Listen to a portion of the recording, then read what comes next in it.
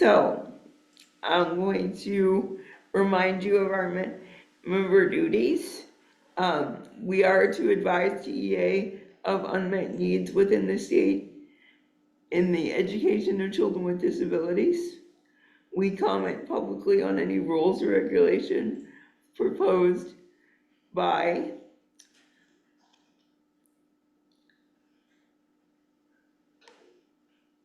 the state regarding the education of children with disabilities.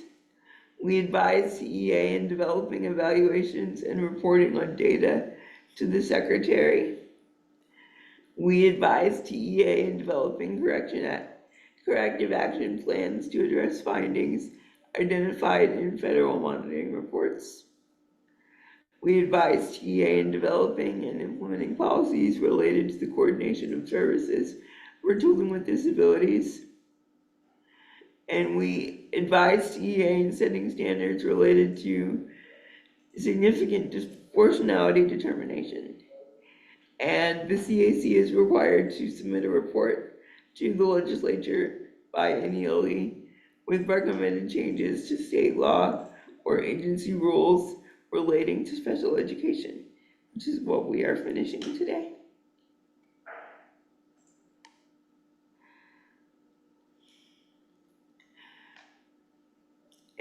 Our report is due to the legislature by 1/1/25. The CAC committee report shall include recommended changes to state law and agency rules relating to special education. And we always include the committee's current policy on encouraging public participation.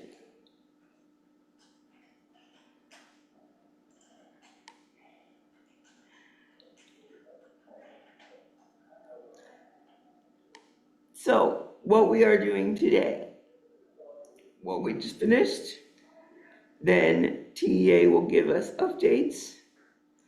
Then we'll have public comments. Our CAC legislative report, we'll clean it up and approve it, which means we will edit and approve priority recommendations and a visit and value statement. I'm going to ask for some recommendation clarifications from our subcommittees, and we will finish our final edits. Then we will approve the report. Then we're going to review and approve our meeting minutes, discuss, recommend, and take possible action on the minutes and future meeting topics. We'll set future meeting dates, and then we'll adjourn.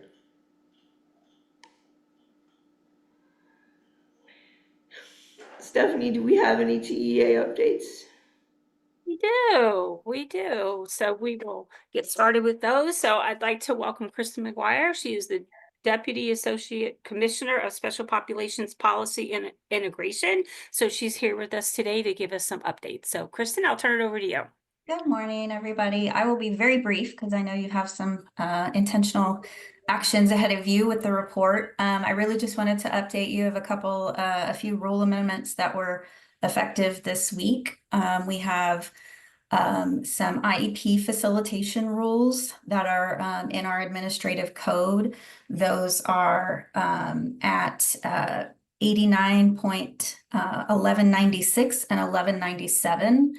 And so there are some revisions associated in particular with the state IEP facilitation process. And then we also have some rule amendments that were effective yesterday on the age eligibility rule, which is 89-1035, 89-1053, which is the restraint and timeout rule, and then 89-1070, which is our graduation requirements rule for students receiving special education.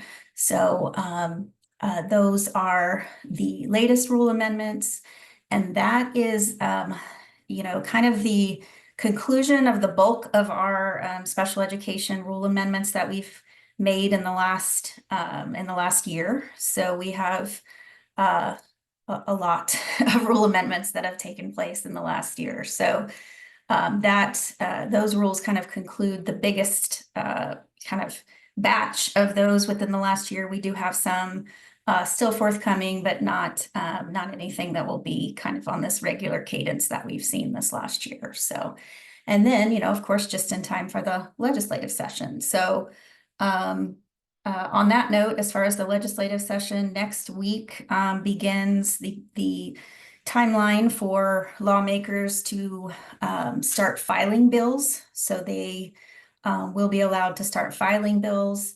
And then, of course, the session begins in January. Most of the time, we don't, really get active until, kind of mid to late February, once they start naming the committees and then start hearing bills. But of course, we'll keep you updated with, bills that we are tracking. And I'm sure you'll have some discussions in your future meetings about those. Senator Betancourt, in a recent Senate finance hearing, did state explicitly that he does plan to file a bill around special education funding again, like he did last session. So at least we do have a statement saying we know at least one piece of legislation is coming out of special ed funding. So that's really all I have, unless anybody had any specific questions for me.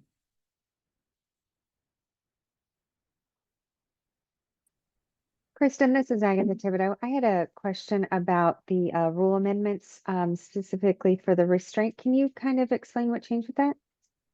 Yeah, so we thank you for asking about that. I meant to add a little bit piece of kind of what we're planning for the rest of it. So we a bill was passed last session, Senate Bill 133, that prohibits restraints and tasers for students who are 10 years of age or younger. And that particular bill isn't exclusive to students with disabilities, but it did necessitate some changes to our restraint timeout rule, just to make sure we aligned with the statute. That rule in particular has, we've talked about in several spaces and in several stakeholder meetings that there really needs to be some more changes to that rule to really kind of clarify states' expectations and just make sure that students are protected. I know April on this call had been part of a group that's talked about that particular topic as well. Because we had to go ahead and move forward with that statutory change, the only real change we made in that rule for now is the change to reflect that that peace officer restraint prohibition for students 10 years or younger. However, we do plan to start meeting as the legislative session is going, but obviously to finish that up once the legislature ends, just to make sure we can incorporate if there's any statutory changes next session. We do anticipate engaging in some more kind of concentrated dialogue with stakeholders and with your group about potential changes to that rule.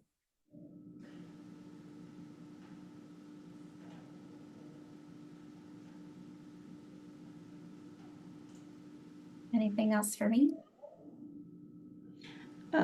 Janie, you had any questions? I just wanted quick clarification on that one too. Thank you. Okay.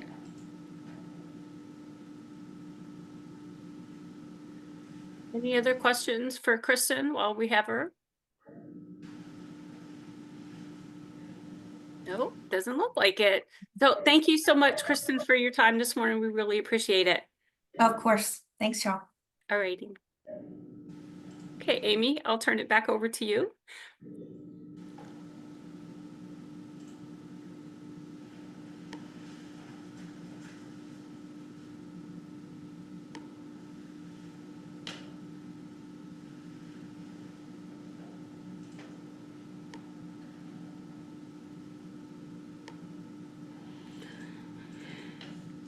Stephanie, do we have any public comment?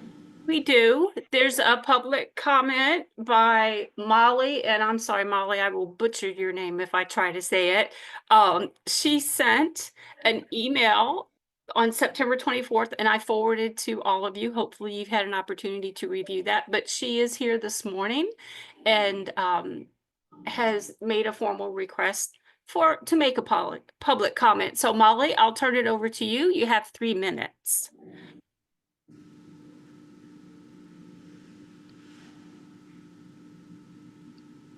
Okay, thank you, honorable CAC members of TEA, for letting me be here today. Thank you for caring and supporting. I recently came upon a loophole between what technology departments need when maintaining student records and what students with needs require in their classrooms. I say recently because I saw it being exploited, and for a lengthy period of time, there have been mix-ups and alterations uh, that required additional time, even of those of us school psychology professionals in the profession. As you are well aware, the past 2 legislative sessions and more considered cybersecurity and technology costs for school districts. At the same time, IDEA guidelines stated that whenever funding is needed for support of students with needs, um, whatever that is to be rendered.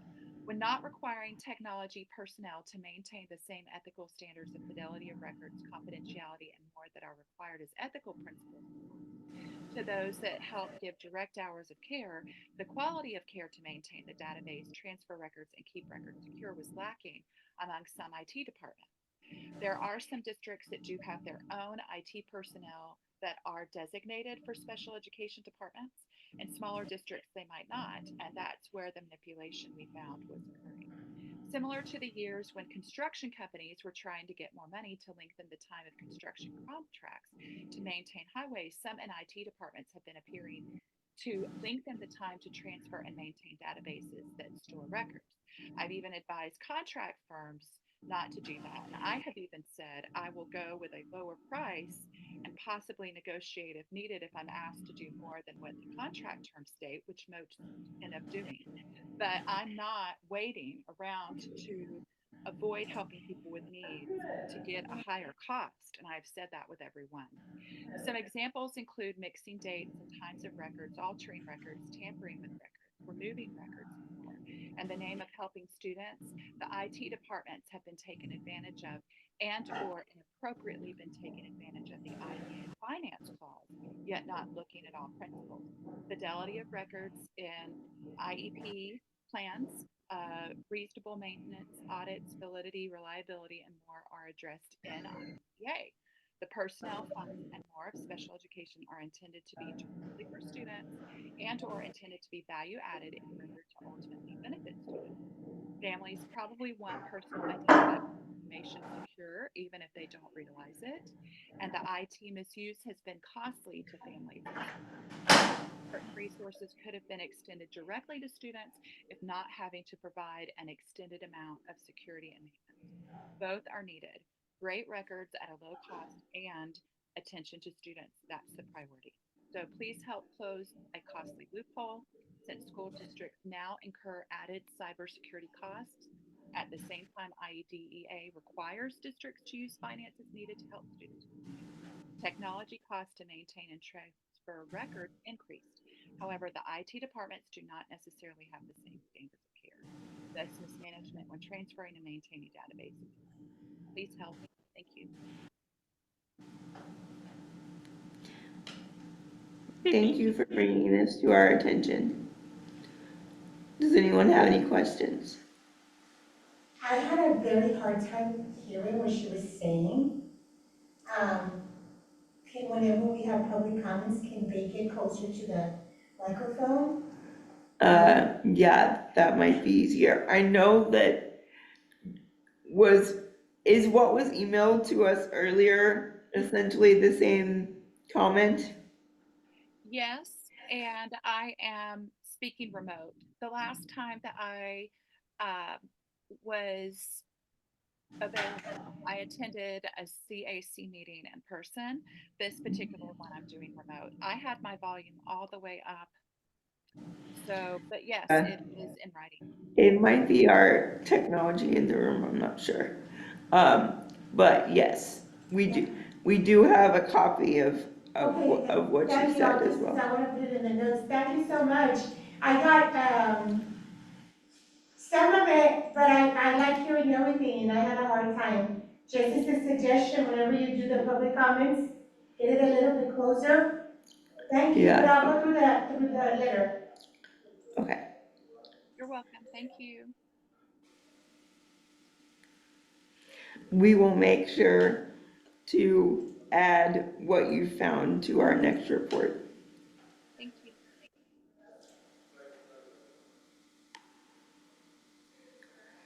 Is there any more public comment? I don't have any emails, but I thought I saw Stephen Alman on. Stephen, do you want to make a public comment or you're just listening in?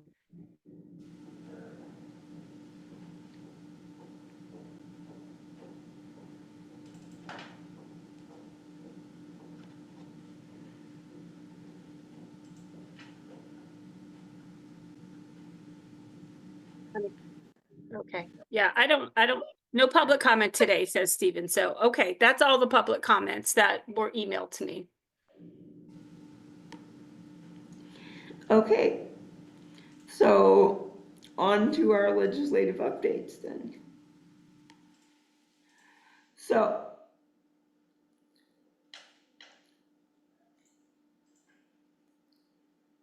first thing that we need to do is to update our executive summary. So let me open our document.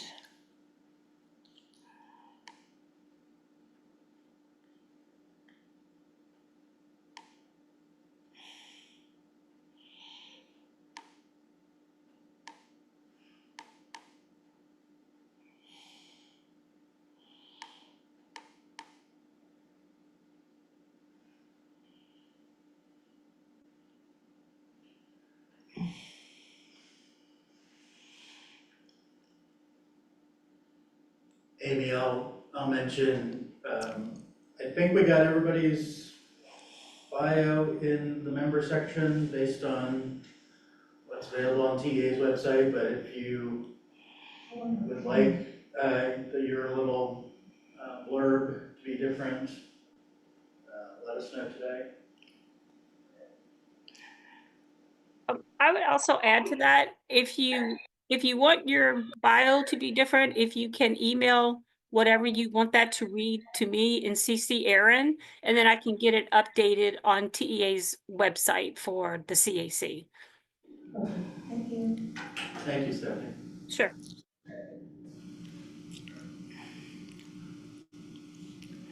So, in previous years, we have highlighted what we thought was our most important or most achievable recommendations to highlight in our executive summary. Would anyone like to propose particular recommendations in our report that you would like to highlight?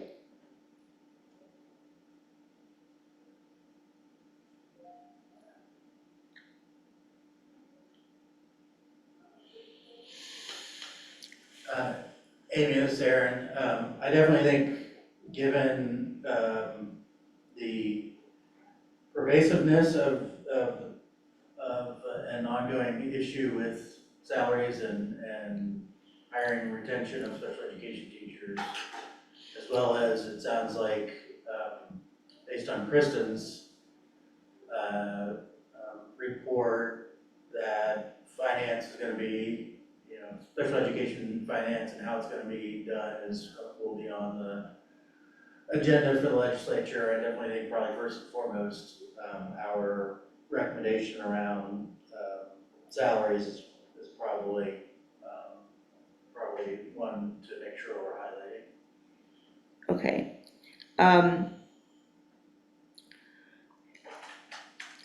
Just remind me, Erin, does Janie have access to this Google Doc yet? I don't know. I was just wondering if you could give her access so that she can type into the document which ones we are suggesting be priority recommendations, or if someone else wants to volunteer to do that.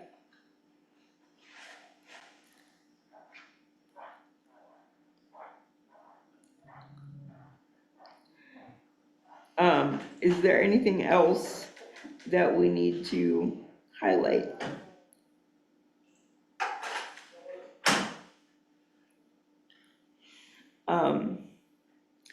I think there are many recommendations that could be highlighted in our health and safety section. I was heading up that subcommittee, so I may be a little biased, but I think some of those, because they could apply to students at all levels, might be worth highlighting.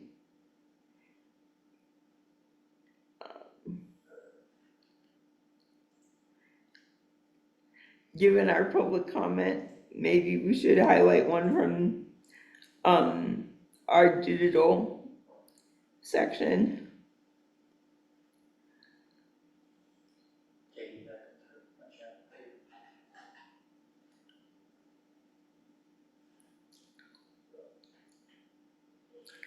From that digital accessibility, I definitely think the policy one will be worth highlighting.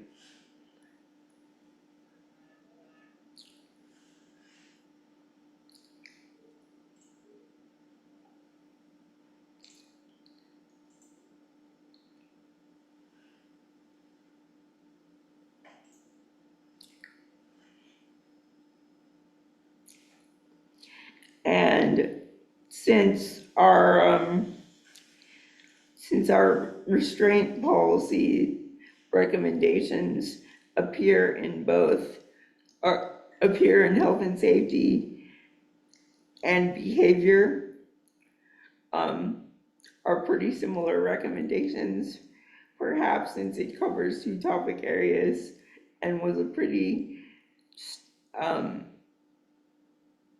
strong focus that everyone was concerned about. Perhaps one of those should be a priority as well. Anyone have anything else that we haven't talked about in the room? I feel like the room is really monopolizing this conversation.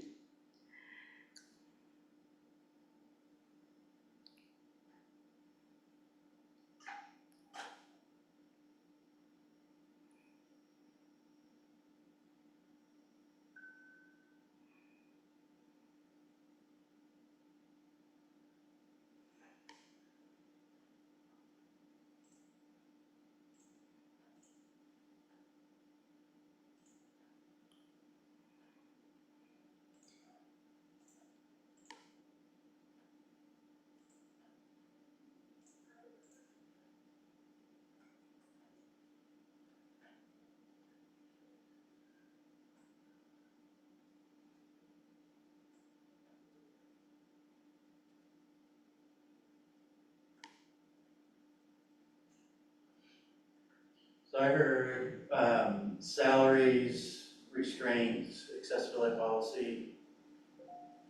Is there one? I was multitasking, so did I miss any other ones? I was thinking the personalized safety plans and IEPs because that would apply to the majority of students, but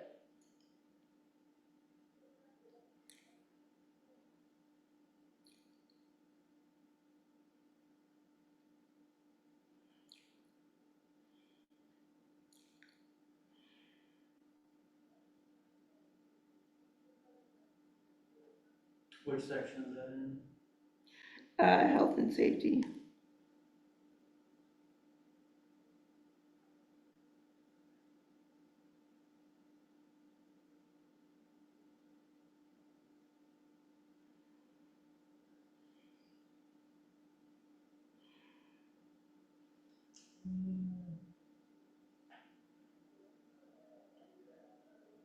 Is that recommendation 5, fire and safety, emergency evacuations? Yeah, it's one of the bullets.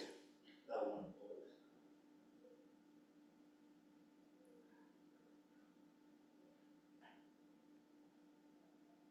The third bullet? Yeah, LEAs. right.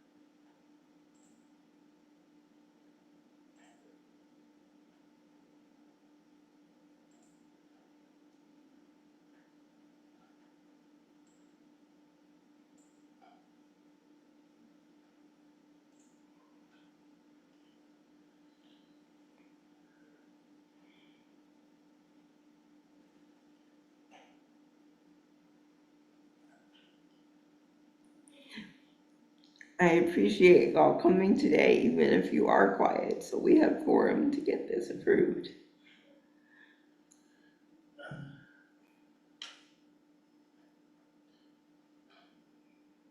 So Amy, we're not able, so I'm not able to edit the document right now, but I'll take some notes and. Okay. And unless we feel like we need to Right, do that, but at least with the executive summary, I've got, yeah, at least if somebody wants to take the pen and edit directly, that's fine. but yeah, I've got the salaries, the restraining and the seclusion, accessibility policy, and the right, safety plans one. yeah, So that's 4.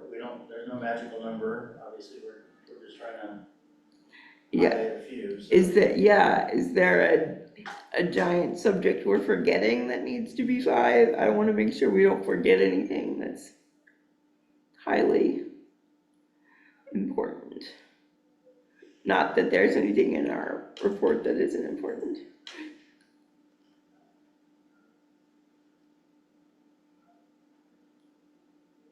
Amy, this is Kevin. I had a quick question. Yes, Yeah, since this is kind of my first go around in this particular process, is there a particular criterion or set of criteria that you look at with respect to the various recommendations that would kind of lead to the decision to highlight some of the recommendations? well, the criteria that I was using was either it's of utmost importance for the majority of kids or the majority of districts, or we think, hey, this one is relatively easy to pass, it has no Okay. funding, or it's not controversial. So either of those might make it Okay. highlightable as a priority. Okay, excellent. Thank you.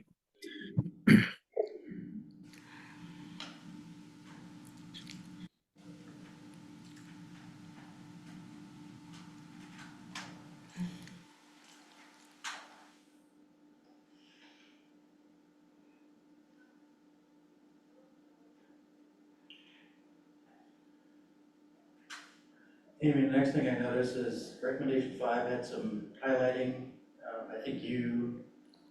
Yeah, the orange ones, the orange highlights are ones that I had questions for y'all Okay. on how it was written. The swallowing one, the bill has been narrowed by the stakeholder group. Okay. So, later. Do we want to kind of walk folks through the document and then we just Right. stop when we get to one of the highlights? Right, I was gonna do that after Okay. we decide on our priority ones, but we can do that now if we Okay. need to. So I think let's stop with 4 for now, and then if we find one as we go through the document, then we can add the 5th. Does that make sense for everyone? Yeah, I don't know that 5 is a magical number. I just put that as a Yeah. placeholder, but if we If we add find, 5, that's great. If we want to add another one as we go through and Yeah. review each one, that'd be great too. the next thing I have on our list is our vision and value statement. But if we want to go through it and talk about our highlights first before we do our vision and values, we can do that too. What is the consensus of the will of the group? We probably should just, as Aaron, we probably should just kind of go through the document. Okay, So, gone through kind of the member section, and the next would be that, if we kind of start from the top of that okay, and scroll through, we've got obviously our statutory stuff. I don't think that's gonna change. The policy encouraging public participation, that obviously hasn't changed, and then the vision and value statement. I think we've maybe it will. tweaked that over the years, but, for folks that haven't seen that, we can go over it and talk about it. But, don't Yeah. think anything's fundamentally changed. Neither do I. Yeah, so the way that we originally came up with the vision and value statement, it was around, not necessarily specific policy issues, but in a perfect world, this is sort of the direction we hope that we will go. And, this is what we want the world to look like for students with disabilities. Um, and we can go through them individually. I know that we've had some disagreements about them before, but people felt like they weren't encouraged to speak up. And I'm hoping that we don't have that issue this time, because I really do want to hear from everybody and everybody to be honest about it and not just accept something because it was written by a smaller group of people. So, Amy, do you want to share the document as we go through, or? sure, I can do that. So, wave at us if you have a question about something.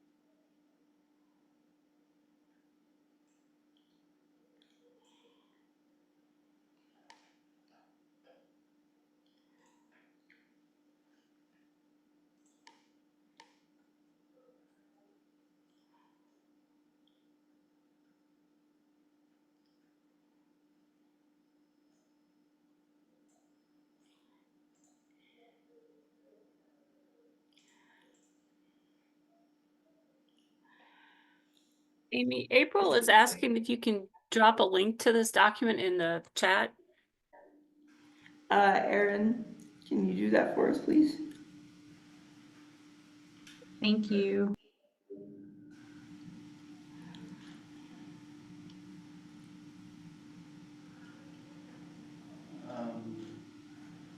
Question, Stephanie, since it's a working committee document, can we put it in the public chat, or does it need to be sent to the committee only?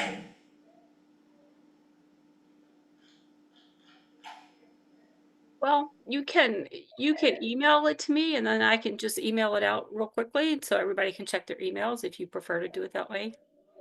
Okay.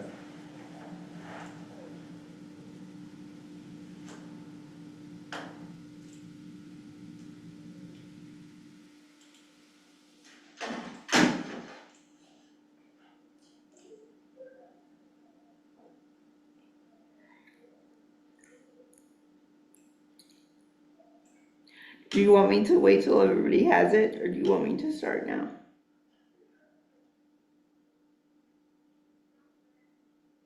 Let's just wait a second. As soon as I get it, I'll push it out. Okay.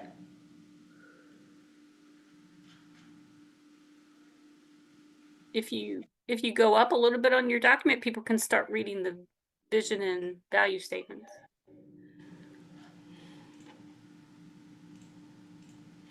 Oops. Hold on. 2, 4.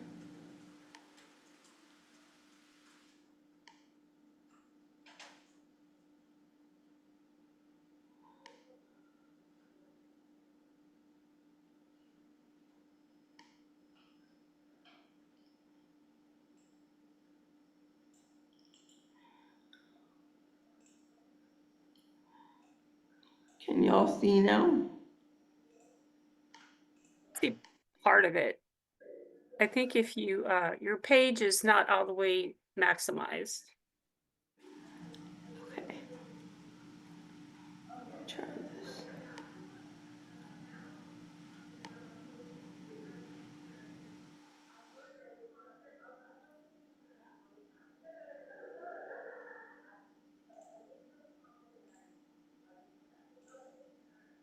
Erin, did you email that link to me in my personal TEA account or the CAC account?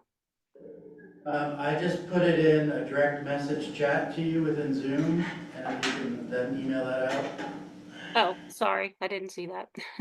Okay, got it. I thought that'd be faster, but I can email it to you as well if that works. No, that's okay, I got it. Fortunately, I can't test it from the computer I'm on, but that should be the right link.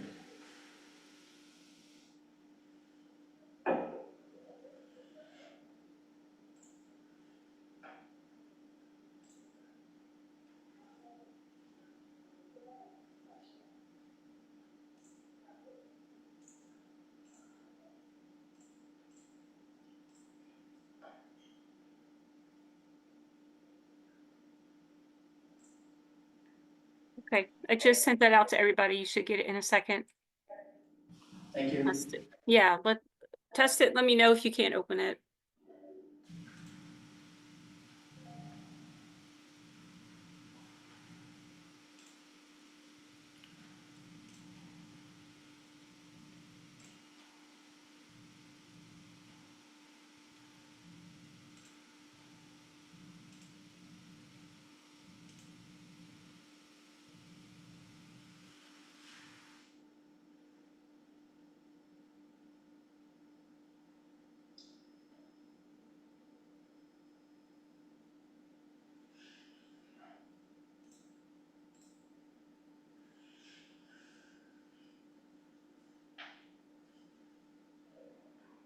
Maybe if everybody could put a message in the chat that you've got it and we're ready to go forward, that might be helpful.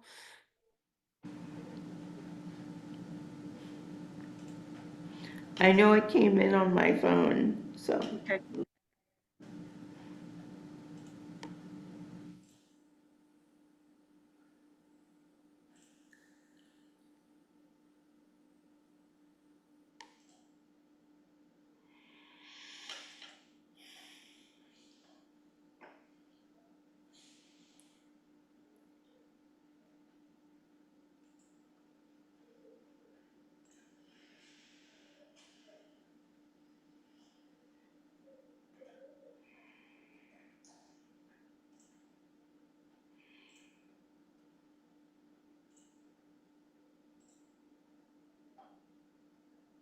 Okay, looks like most people have got it if you are ready to continue. Okay. The Continuing Advisory Committee, in our efforts to advise TEA, presents a description of our values and aspirations for the students of Texas and those who support them, including but not limited to students with disabilities and other support needs. We support TEA and school districts in their efforts to identify, evaluate, and support students who may have disabilities. This includes preparing staff to fill the role of appropriately guiding families to testing and other resources when a student is reasonably suspected of having a disability that will affect their education. We support the rights of students to be viewed by educators and members of the Admission Review Dismissal ARD Committee as a whole person, and the right to be evaluated and assessed for services in all areas in which they are suspected of having disabilities or other support needs. Anybody have questions about that?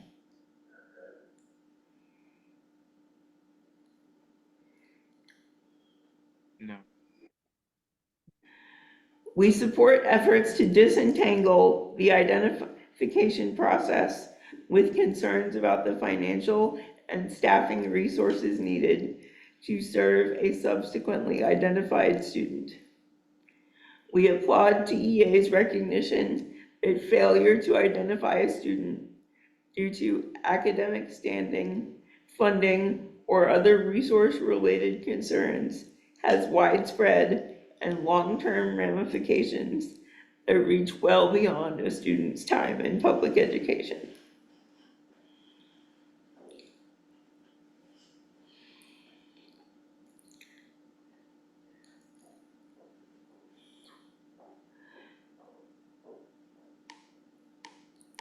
We support the right of students and their families to receive information and documentation in an accessible, i.e. barrier-free for the person with disability, user-friendly, and culturally competent manner. This includes availability of documentation in preferred languages and access to translation, as well as communication that is easily understood and avoids use of jargon or insider language. Communication should refer to students as individuals rather than reducing them to paperwork. The school as an organization must handle or improve.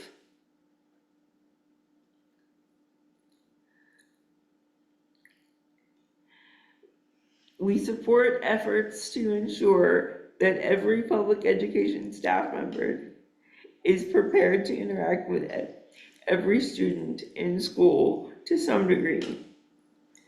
This should include efforts to prepare educators, paraprofessionals, and staff for the students they may encounter in the course of performing their duties.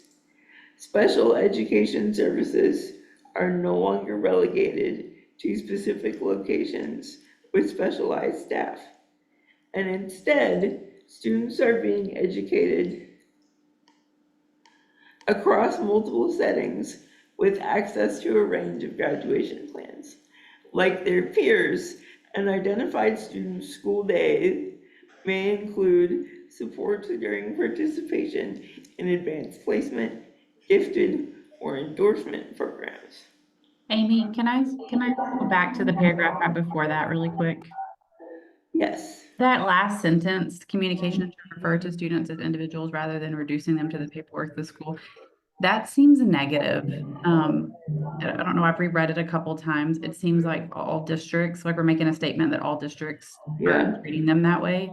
And I don't know, it's just coming across. We can cut it. Can we just leave it to communication should refer to students as individuals? Like, and just leave it, or maybe it's just that? Yes. Thank you.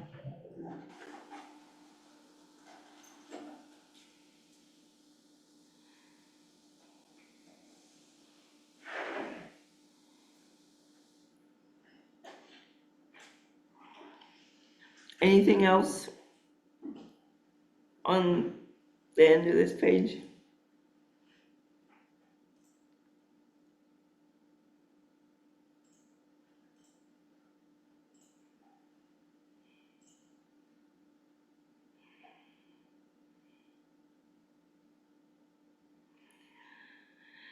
We support TEA in their efforts to ensure all students receive a free and appropriate public education in the least restrictive environment.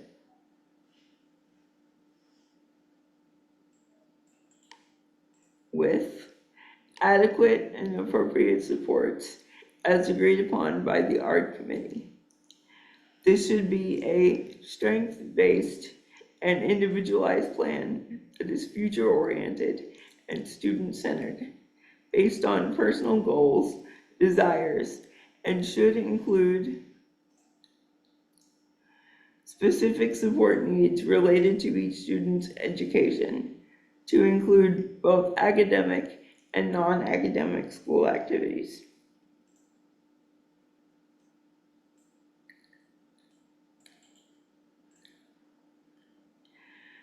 We support students and their families in their efforts to seek educational opportunities that are innovative, integrated, and inclusive while maintaining access to specialized supports when necessary.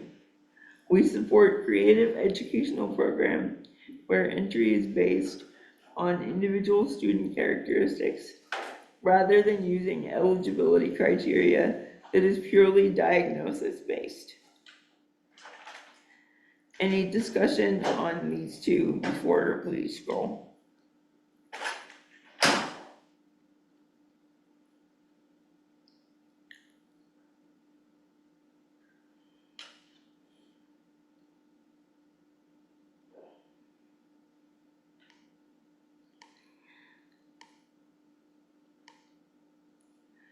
We support schools, students, and families in their effort to foster communication, self-determination, and advocacy skills needed to communicate needs and desires to peers, paraprofessionals, support staff, and other professionals.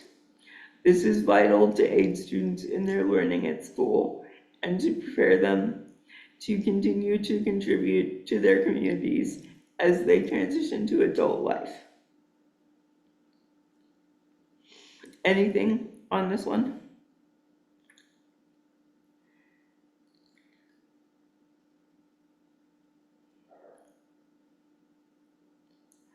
We support the disability rights concept of nothing about us without us, meaning that students with disabilities should be part of discussions that affect their lives.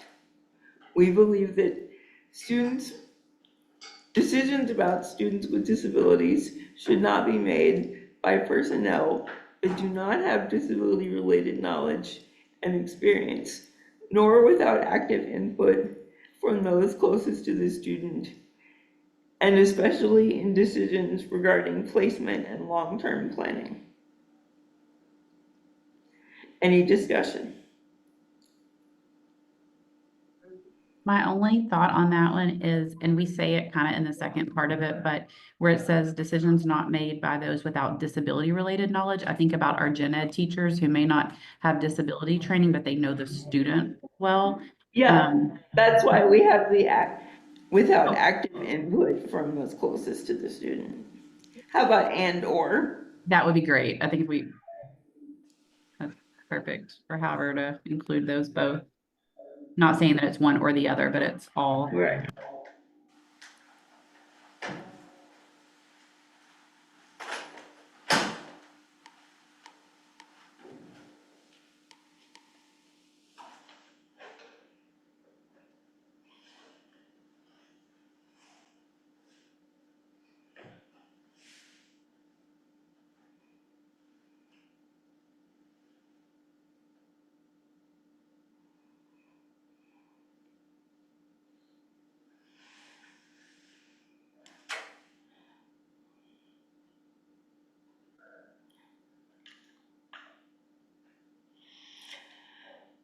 We support the efforts of advocates to ensure that students with disabilities and their support needs are part of planning discussions across the education system so that they are more fully present school-wide, regardless of academic setting. This should include any safety and emergency planning as well.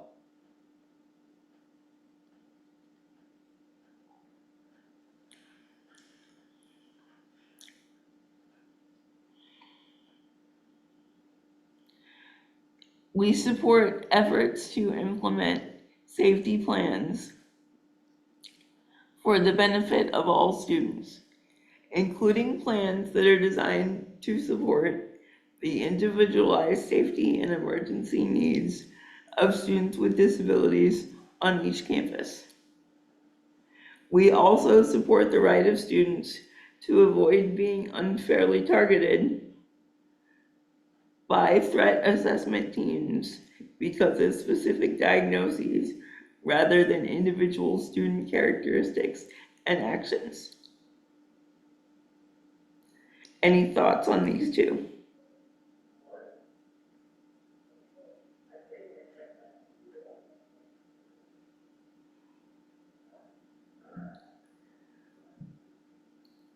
We support the efforts of teachers to institute positive behavior classroom management strategies. We support efforts to eliminate aversive behavior management strategies and reduce inappropriate use of in-school and out-of-school suspension, alternative out-of-school placements, and law enforcement on school campuses.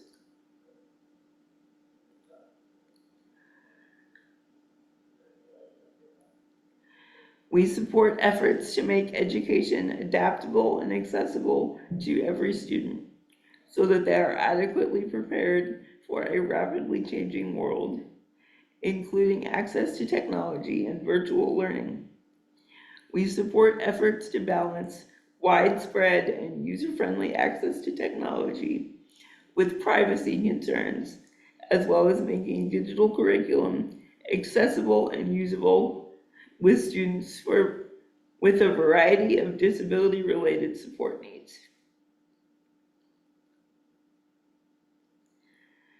We support the rights of students and parents to maintain privacy of disability, medical, and educational records, and the right to maintain control over the disclosure of these records.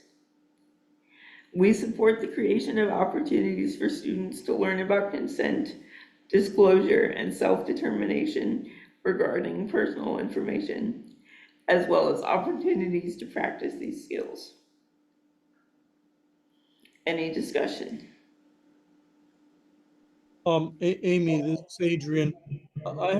If you can go back 2 bullets where it says law enforcement on school campuses, Yeah. it seems that we're advocating for getting rid of law enforcement on school campuses. Well, Reading no, this? actually what we're saying is we want law enforcement to be used appropriately, but I can see where you would think that. Yeah, if you read the whole sentence, we'd have to scroll a Yeah. little bit up. I think that needs to be reworded. Well, yeah, do you have any suggestions on how we reword it? And inappropriate, maybe we want to reduce, eliminate inappropriate interactions or Yeah. Or maybe overuse? perhaps, yeah.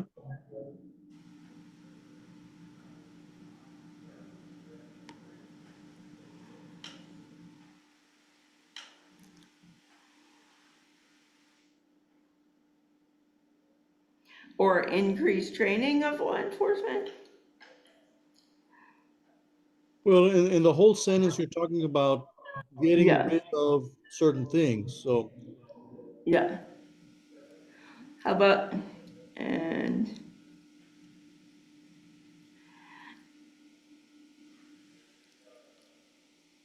I mean, if you can scroll it up just a little bit so we can see the full, because it spans 2 pages. there we go.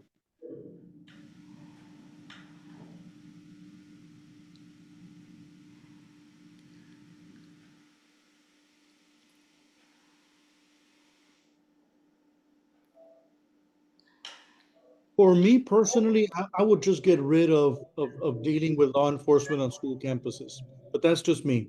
okay, out of school camp, I and just end it out of school placements. that's just me, that one opinion. Well, I'm okay with removing the law I think if we enforcement. deal with the others, that will automatically make the climate easier for law enforcement anyway. So I agree with that.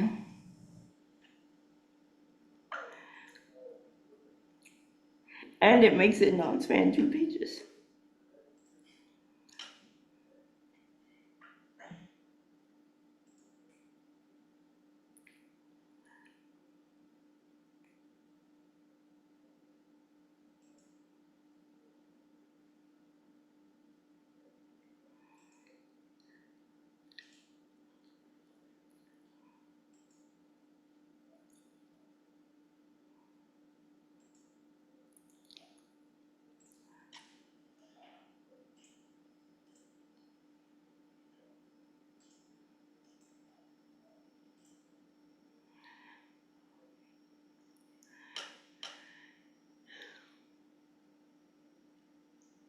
We support schools and community partners in their efforts to ensure that all students, including students with disabilities, leave the Texas public education system ready to begin entry into the workforce, post-secondary education, military service, volunteerism, or other contributions to the community.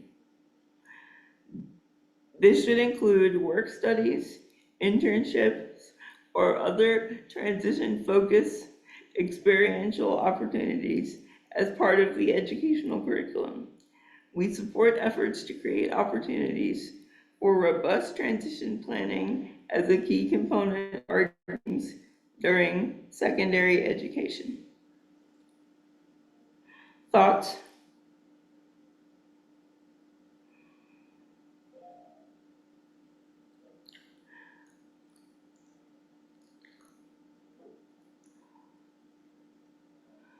We support local education agencies, LEAs, in building relationships with community mental health services for in-school training, especially in regards to COVID-19 supports that may be needed.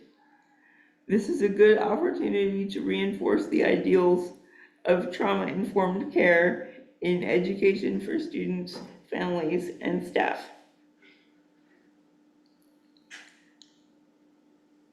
Do we still need COVID-19 listed? I know they took those out of all the other TEA documents.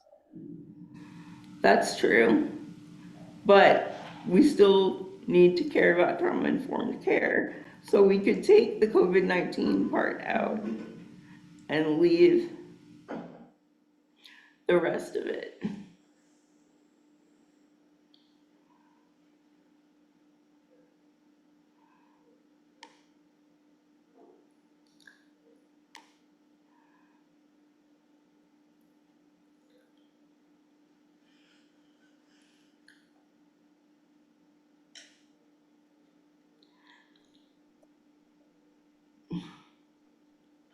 Could you say global pandemics versus COVID-19?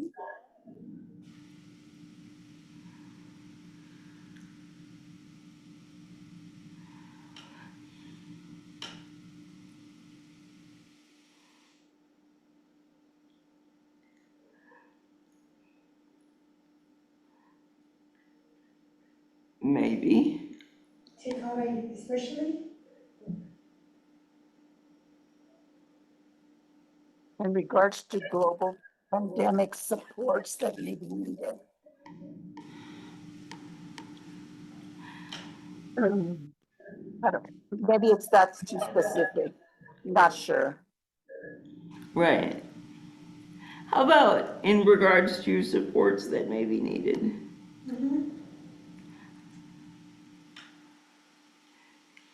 Yes, that would work. Yeah, because that leaves it open for any changes.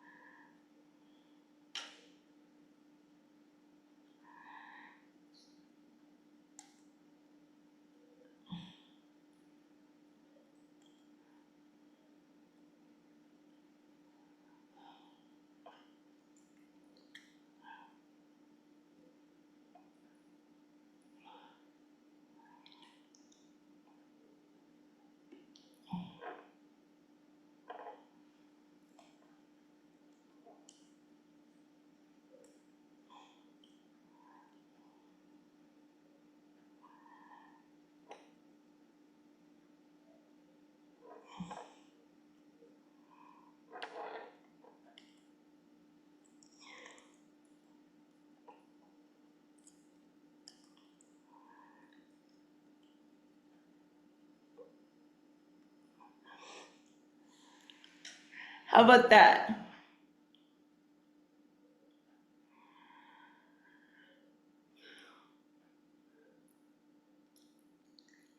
so we don't have to define what the crisis may be.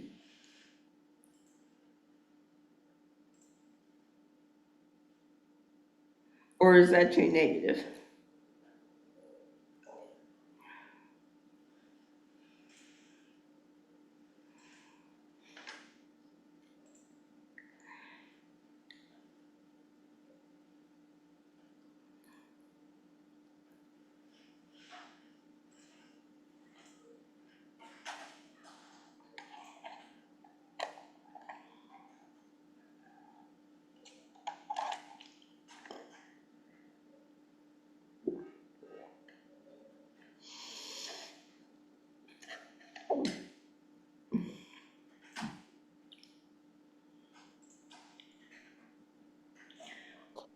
I know at times mental health services are required in a school when, for Okay. instance, there might be a suicide or Yeah. other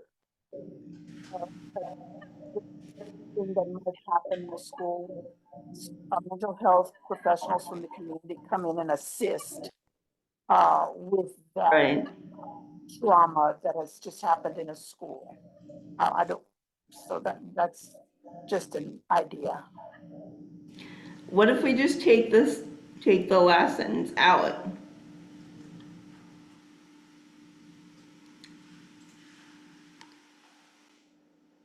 You know what we could say there, because following kind of what she was just saying is, we have all of these requirements, just like we have for school safety, but following the same model that we put for school safety and audits, maybe we just need to say that with an emphasis on students with disabilities, because I know a lot of the trauma-informed Yeah. things aren't necessarily for all levels of disabilities. And so Mm-hmm. maybe just focusing on making sure we're having something in Yeah. place for all students when it comes to these things. Okay, so replace the last sentence with, we need to make sure these are accessible to all students.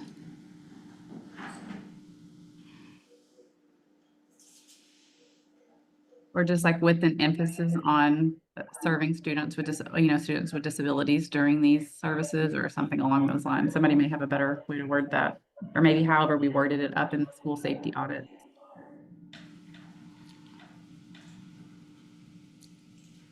What about after the word training, adding with an emphasis on students with disabilities, just ending it there? That's perfect.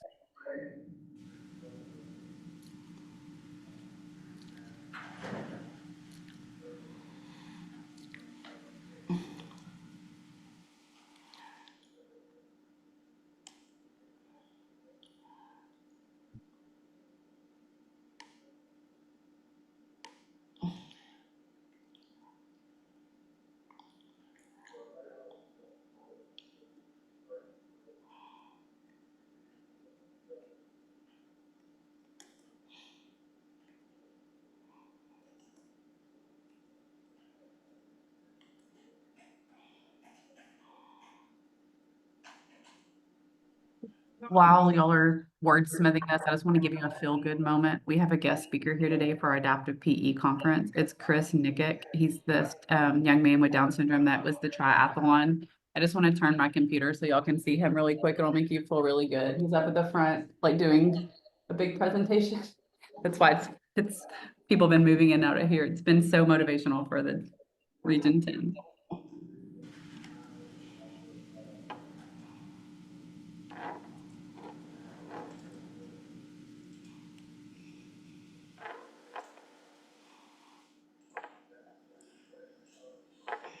Okay, does that work?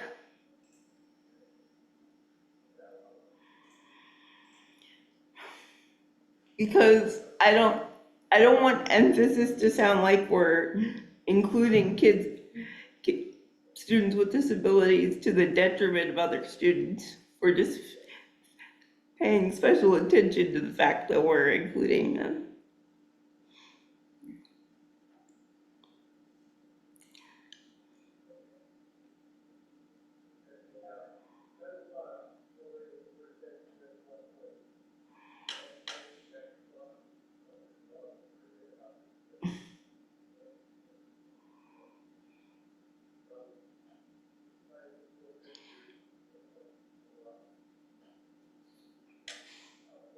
Okay, any other discussion on the vision and value statement before we go on to the rest of our report?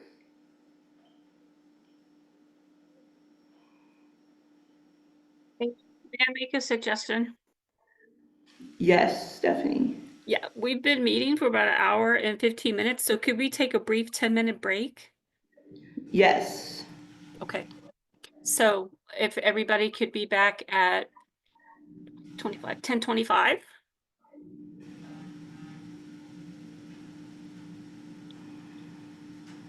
And I'll put that in the chat and I'll stop the recording. Okay. Everyone, welcome back. Hello, everyone, welcome back. Are we ready to resume and look at our finance recommendation?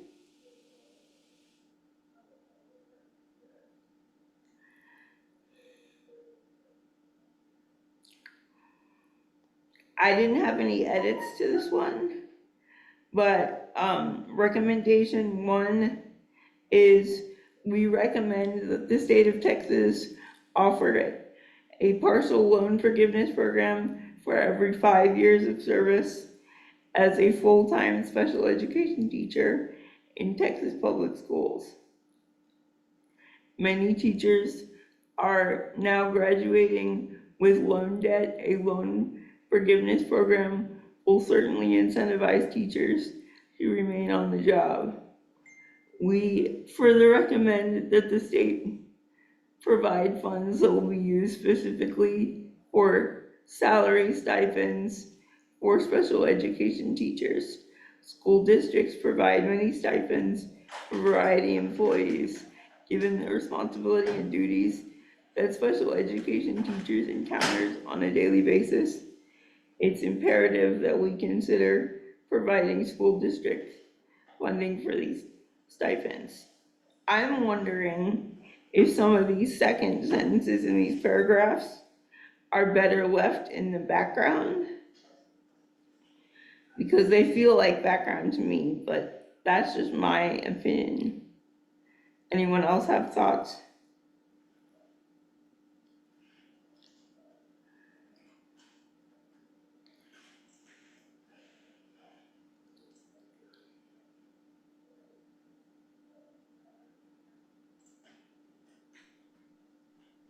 Hey, Amy, this is Agatha. Yeah, I don't disagree with that. I think that we can put, that we recommend that partial loan forgiveness for every 5 years of service be the recommendation, and then everything else be part of the background. That way it just clarifies the recommendation specifically.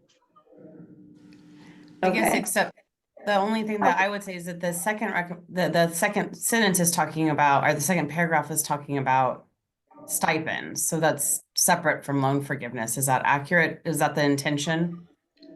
Yeah, I feel like those two sentences might be bulleted under recommendation 1, and then the rest be put into background, maybe. Also, I would like for us to consider every 3 years versus every 5 years.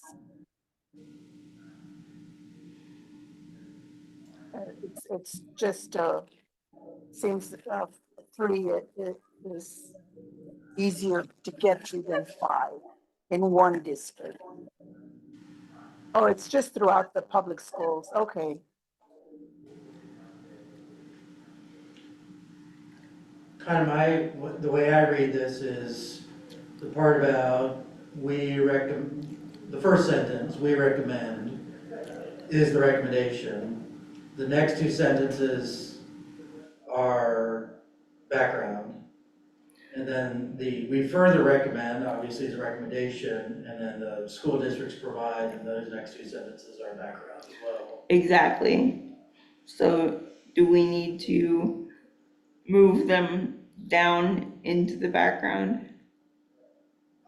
I would, and then I'd also, we further recommend as a separate recommendation 2. And I changed recommendation 1 from salaries to loan forgiveness, because it's not really Yeah. about salaries. And the second recommendation I would call salary stipends. That's what Right. that's about. Does someone who's in the document want to fix that for us?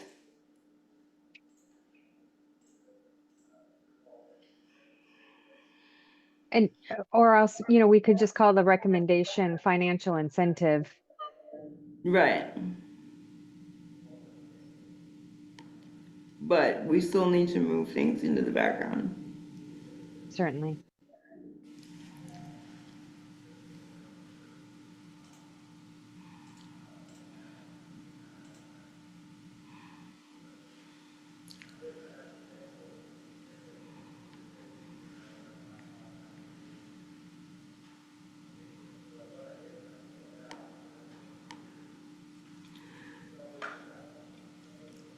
So, background at the moment says, at a time when most school districts are struggling with teacher retention issues, it is even more difficult to retain special education teachers.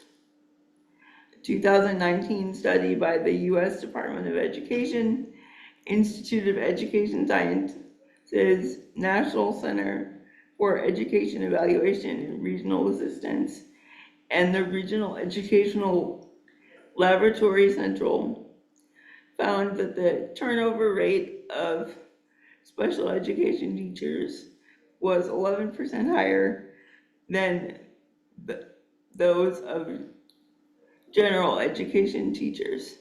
Additionally, a 2023 study by the U.S. Department of Education, Institute of Education Services, National Center for Education Statistics, and the School Polls Panel indicated that among the 44% of schools reporting vacancies, special education vacancies were reported at twice the rate of most other positions. This may be due to several reasons. One is that special education teachers have duties and responsibilities way beyond those of general education teachers. In addition to their teaching duties, special education teachers have the responsibilities of preparing for and conducting ARD committee meetings, including follow-up activities. Many times, these responsibilities are administrative in nature. This is all in addition to dealing with the behavioral issues that are more profound in students with disabilities than their general education counterparts. The committee understands the complexities associated with school funding, but we feel strongly that our most vulnerable students are greatly affected by teacher attrition. The state of Texas has a need for more special education teachers, and we need to retain the ones we already have. Any changes to the background other than what we've already talked about?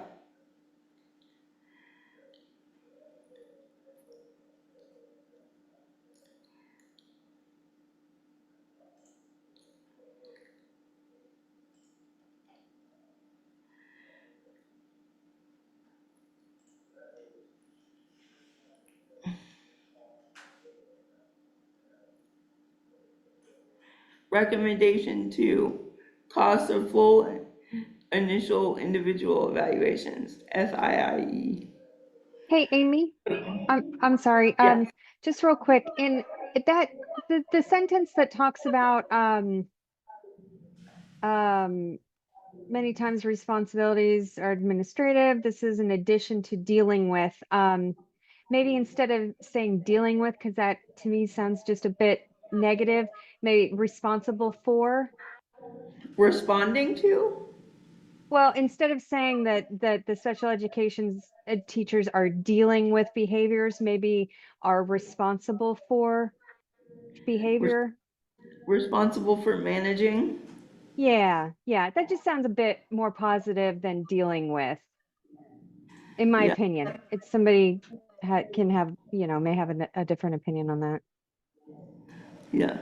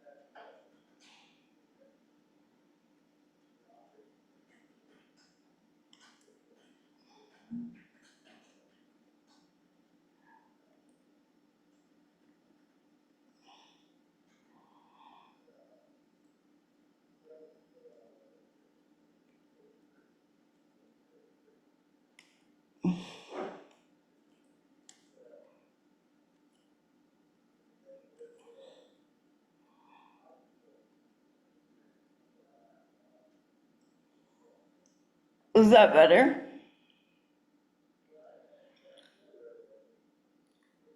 In my opinion, yes. Can we use more prevalent instead of more profound?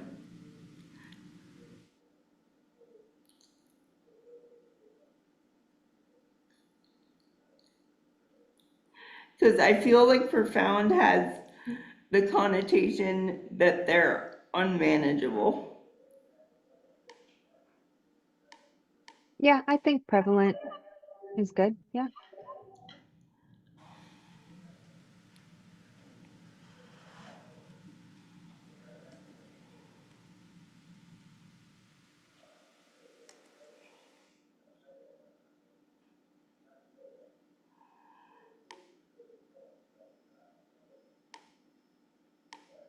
I don't know why it's underlined.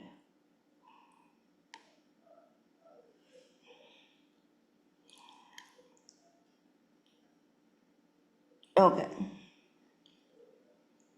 So are we ready?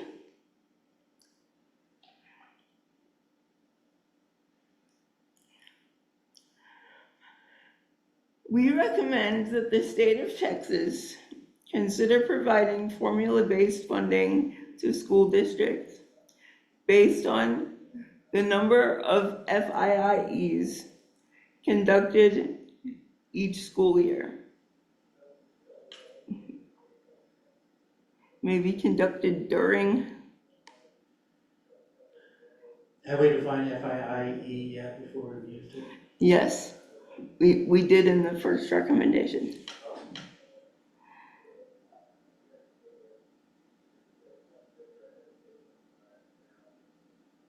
Well, actually, we did in the title.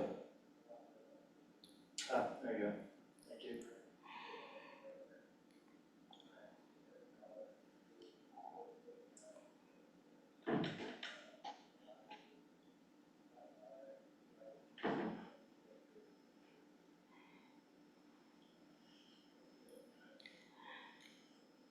While this requirement is a federal mandate and one of the first steps in determining eligibility, an FIIE does not necessarily translate into a student being identified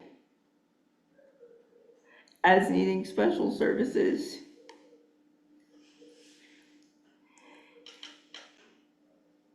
And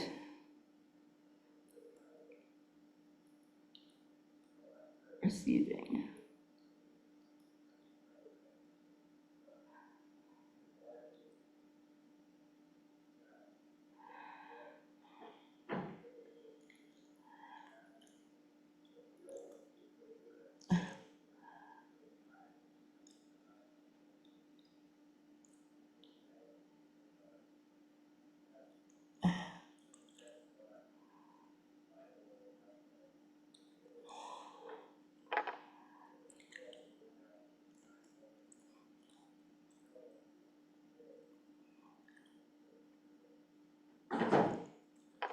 Does that sound better? Because needing special services and receiving special services are two different things. Could we possibly say an FIIE does not necessarily translate into a student being identified as a student with a disability Okay, and a student with a yeah, disability and and needing special education services and supports. yeah.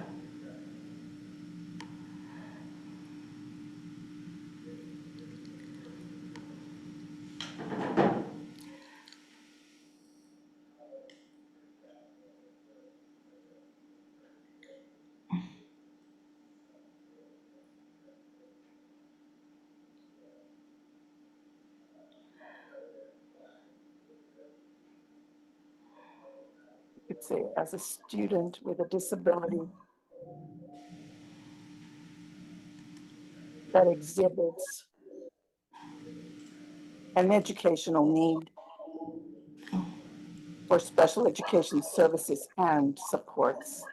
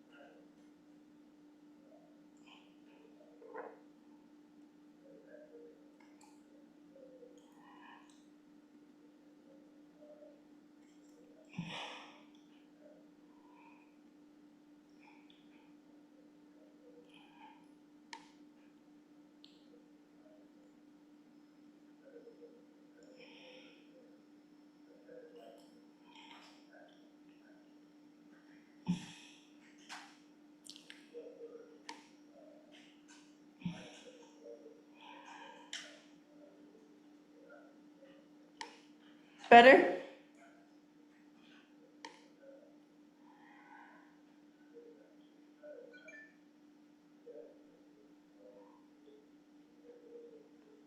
Okay. So, background.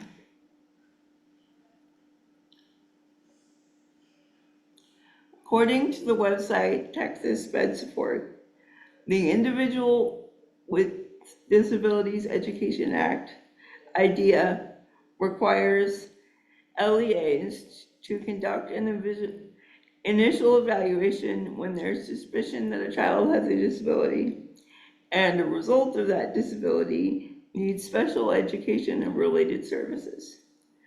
FIIE includes procedures that are used selectively with an individual child. The estimated cost of each FIIE is approximately $1,500 to $2,000. TEA collects data on these types of evaluations per school district. Once a district is made aware that a student may have a disability that will affect his or her education, the district has a responsibility to conduct an FIIE after obtaining parental consent. It may be that the district will spend the cost of $1,500 to $2,000 for the FIIE and never receive funding for the student if a student does not qualify for special education services. This creates a huge financial strain on districts. The completion of FIIE affects student services and deadlines set by federal law.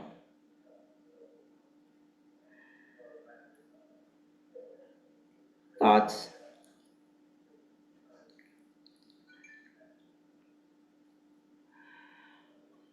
Recommendation 3, medical billing transparency.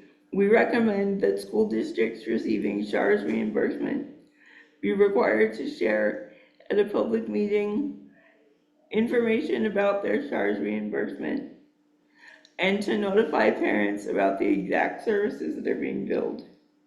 Currently, parental notice and consent are required prior to requesting any reimbursement.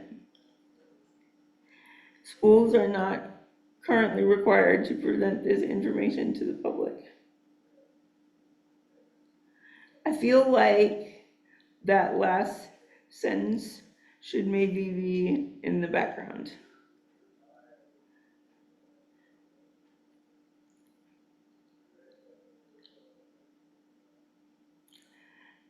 Transparency leads to improved and strengthened relationships between a public entity and the general public.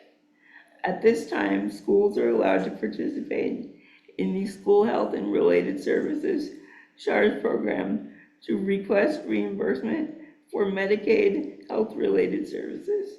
As per the Texas Education Agency, these services must be medically necessary and reasonable to ensure that children with disabilities are able to participate in the educational program.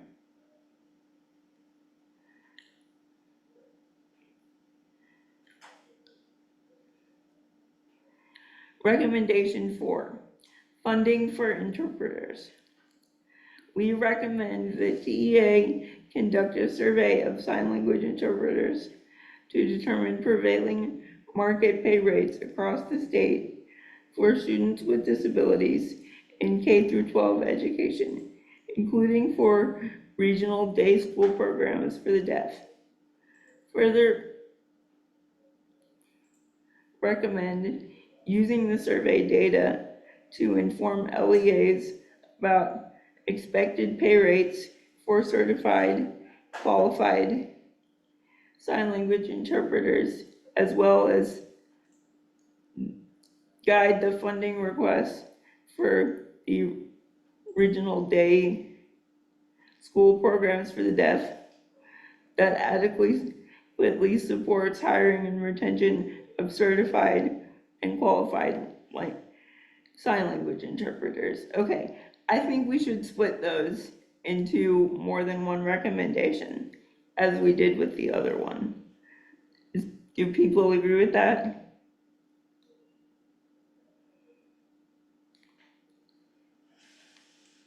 I'm good with that. If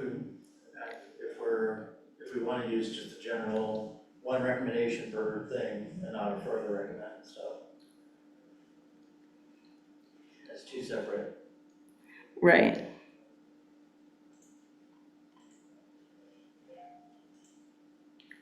Or we should bullet it. Because I know we've used bullets in other recommendations. It's just hard to tell what we're recommending when it's not broken out. One might get lost because they think it's only one thing.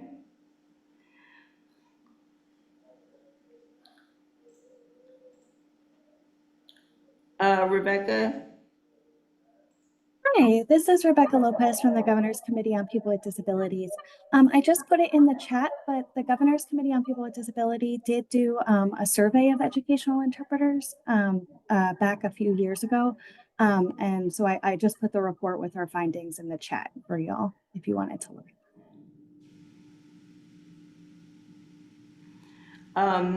Erin, do we know if that's already in our data set that we put in our appendix? I can look. We could also just make it a background, since there's no background for this one.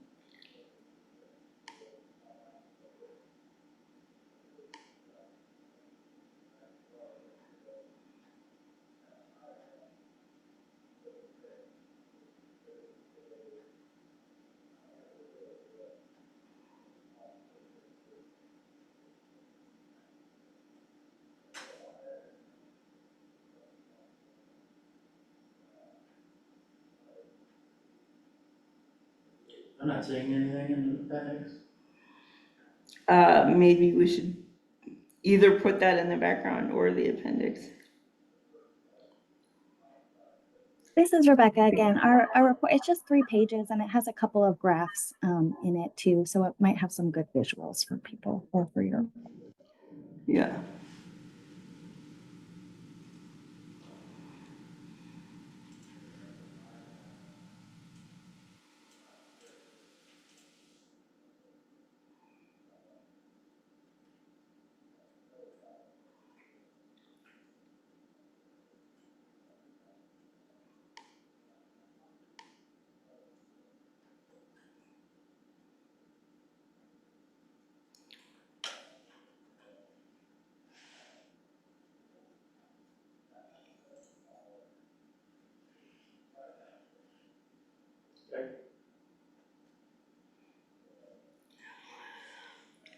Now we are on health and safety, and I know Janie is very passionate about this subject because she and I have had some conversations about it recently. So, recommendation 5, fire safety and emergency evacuations. We recommend that fire safety for people with disabilities become a priority for TEA and legislatures. Bullet 1, gather and evaluate data regarding how many students in each LEA would not be able to use stairs in the event of a school emergency evacuation. Gather and evaluate data regarding the existence and implementation of safety plans for emergency evacuations that include student and staff with disabilities as a focus.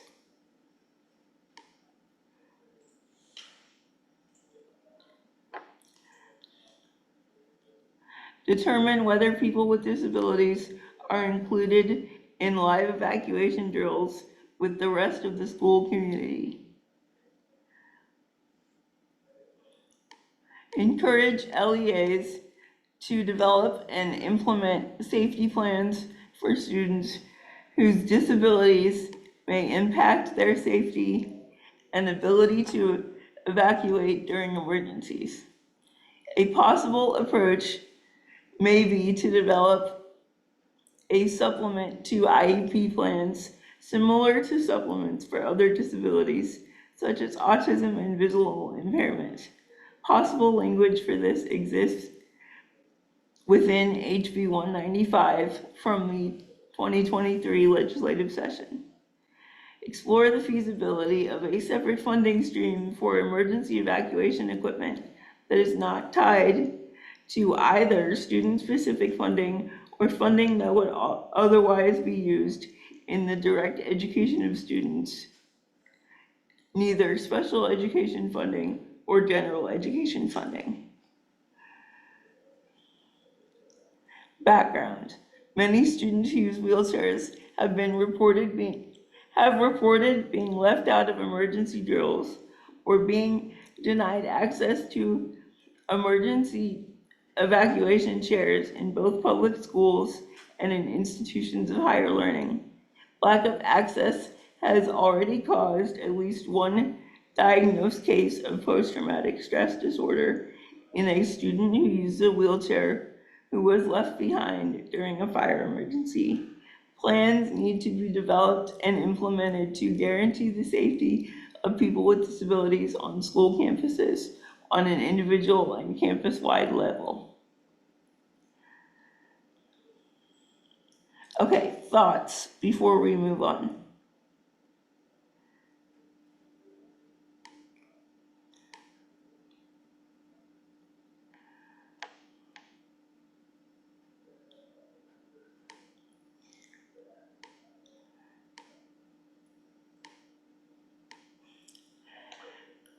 Recommendation 6, epilepsy protocol implementation.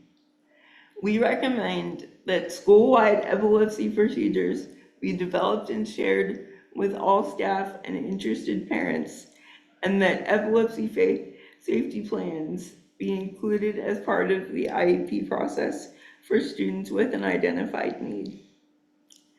We recommend that the state legislature enact procedures for baseline minimum seizure protocols for schools statewide. In addition, we request that an additional supplement to IEP plans be created to specifically address the health and safety needs of the student with direct attention to epilepsy support needs. We recommend that TEA make use of their website to post accessible, plain language information regarding epilepsy, seizure protocols, epileptic emergencies, and what schools are required to provide. This information needs to be easy to find and understand for all who may be concerned about epilepsy, either on a campus or individual level. We encourage a continued relationship between the agency and medical and stakeholder groups, such as the Epilepsy Foundation, to ensure that information and protocols always remain up to date, clear, and culturally sensitive. We recommend that TEA and the Texas legislature require IEP teams to include an epilepsy supplement in plans for students where there is an identified need. When necessary, a student's medical team may be integrated to help form or sign off on any epilepsy plans to be implemented at school or throughout a student's day. As they're able, we recommend that these students should also be included to promote knowledge of their own health, their self-determination, and ultimately their safety.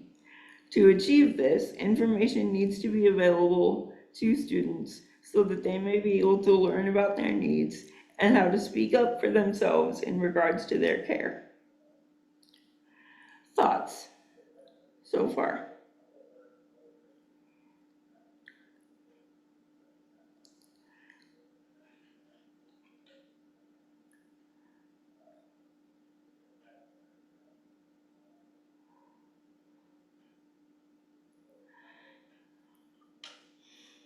Over the years, TEA, the legislative members, and stakeholder groups have worked tirelessly to improve the efforts of schools to support students with epilepsy. We recognize that campus-wide efforts have greatly improved the health and safety of students who receive epilepsy care and support at school. However, we believe that individualized plans link with a student's overall support through an IEP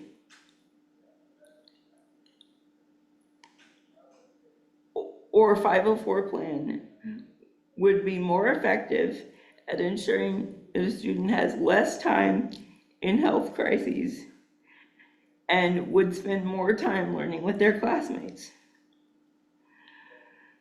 Although it did not pass last session, we thank Dr. Mary Gonzalez for her bill, HB 195, and we hope the legislature will consider implementing something similar as they continue their work to support Texas students.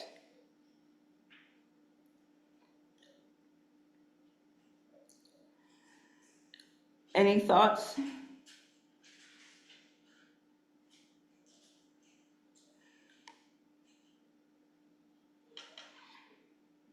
Okay, this one is the one that needs some work because the bill that we modeled it after has changed.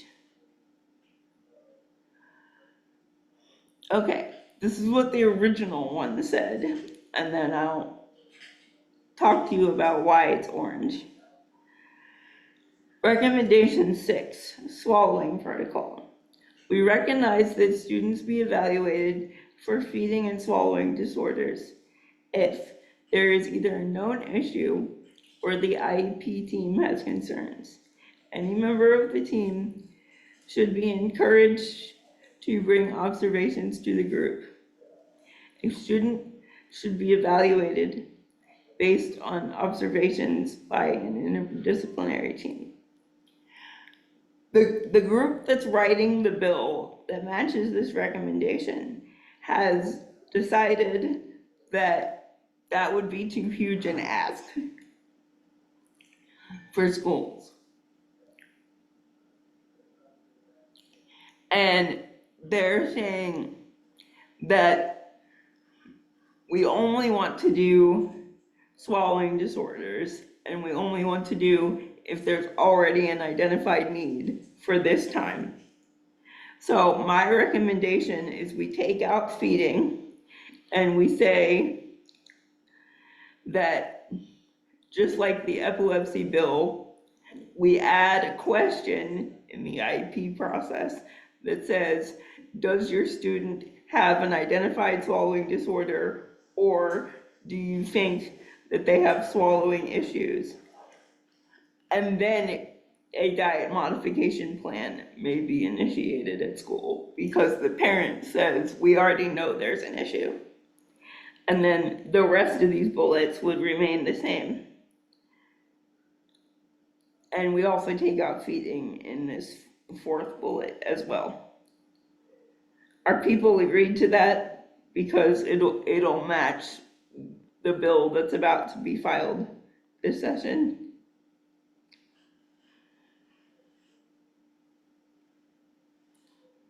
Yes, I agree with that, Amy. I think that's a good idea, a good.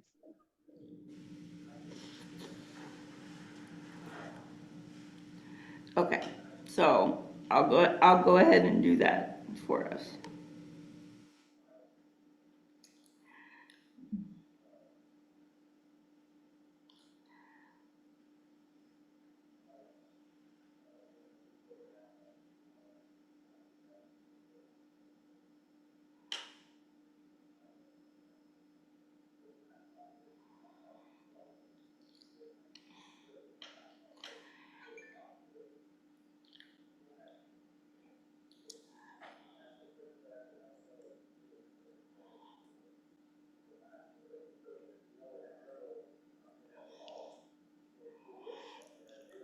And just so we're clear, my organization is the one writing the bill, so that's why I know all this.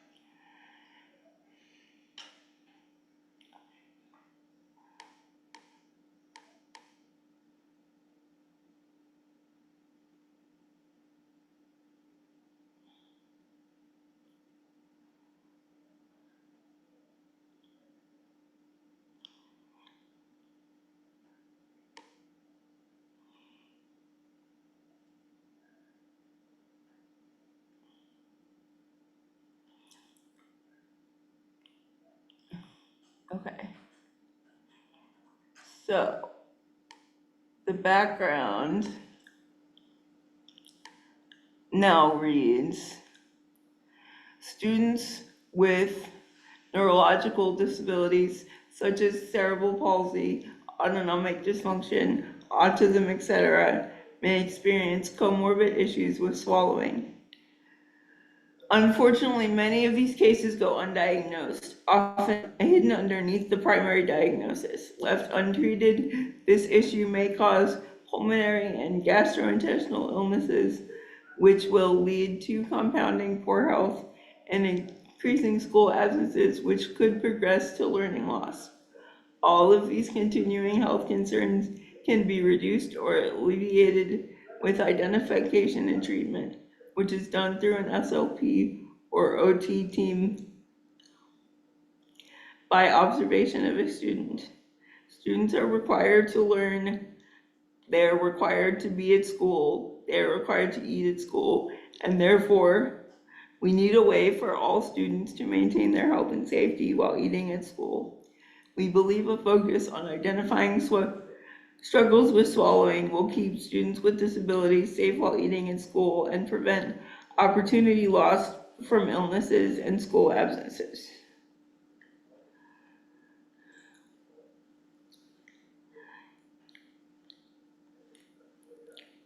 Recommendation 7. We recommend that restraint and seclusion techniques no longer be used as a disciplinary measure or classroom management technique, and instead are only used in rare situations to prevent further harm to a student or their peers. Should we add faculty to that, or staff somewhere in there? Yeah, Jim, the staff, that's more general, school personnel or something.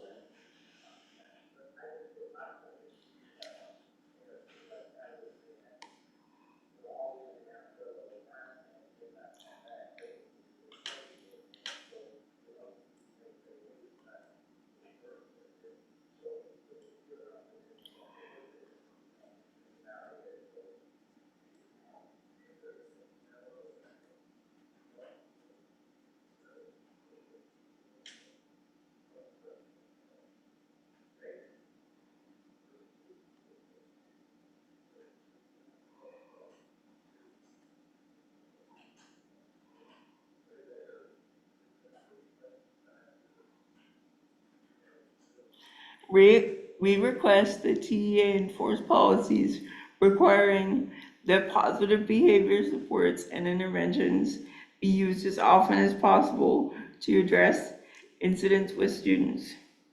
We request that behavior intervention plans be reviewed annually with a mandatory review before alternative placements are considered. This review should be conducted as part of a manifestation determination proceeding. We request that mandatory training on restraint be performed by any staff expected to be involved in the restraining of a student before they participate in an emergent situation. Training after the fact does not guarantee the safety of students or staff during the initial incident. I'm curious about the phrasing, we request. Is it that we further recommend, or are we writing this as a background? It's not clear to me. We specifically recommend, I guess.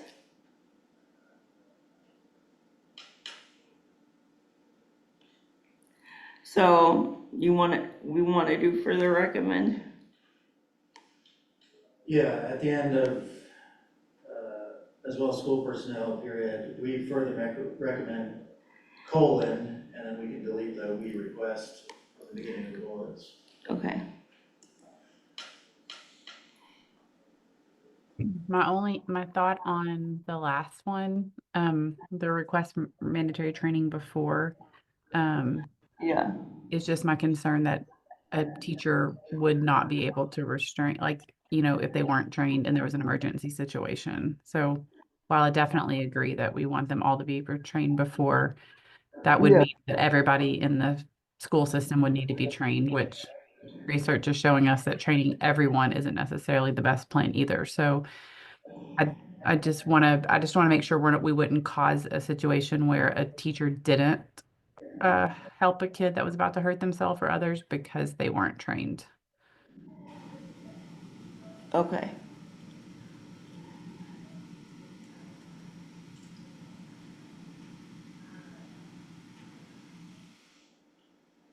I definitely think there can be some clearer guidance around training the appropriate personnel who are most likely to train, like self-contained teachers and administrative things like Yeah. that. I just don't know how to protect students from Yeah, I know. an emergency situation if the person's not trained around them. I also think that administrators need to be trained.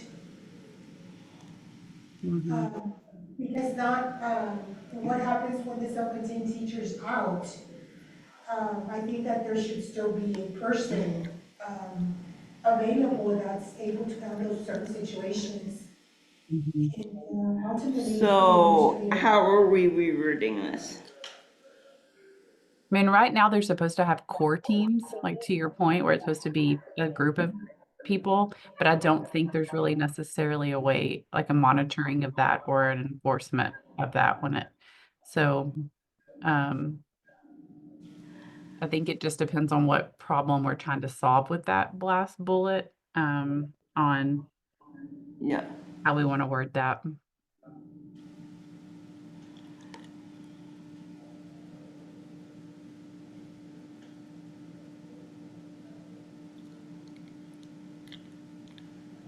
What if we just take out the word before?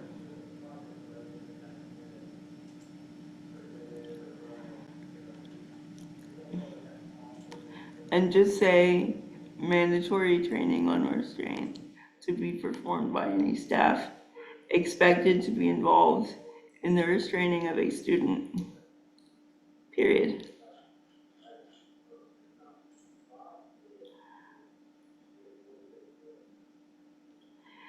As soon as possible. I mean, right now it's within 30 school days. So, and that's only because the availability of the training isn't necessarily available. Yeah.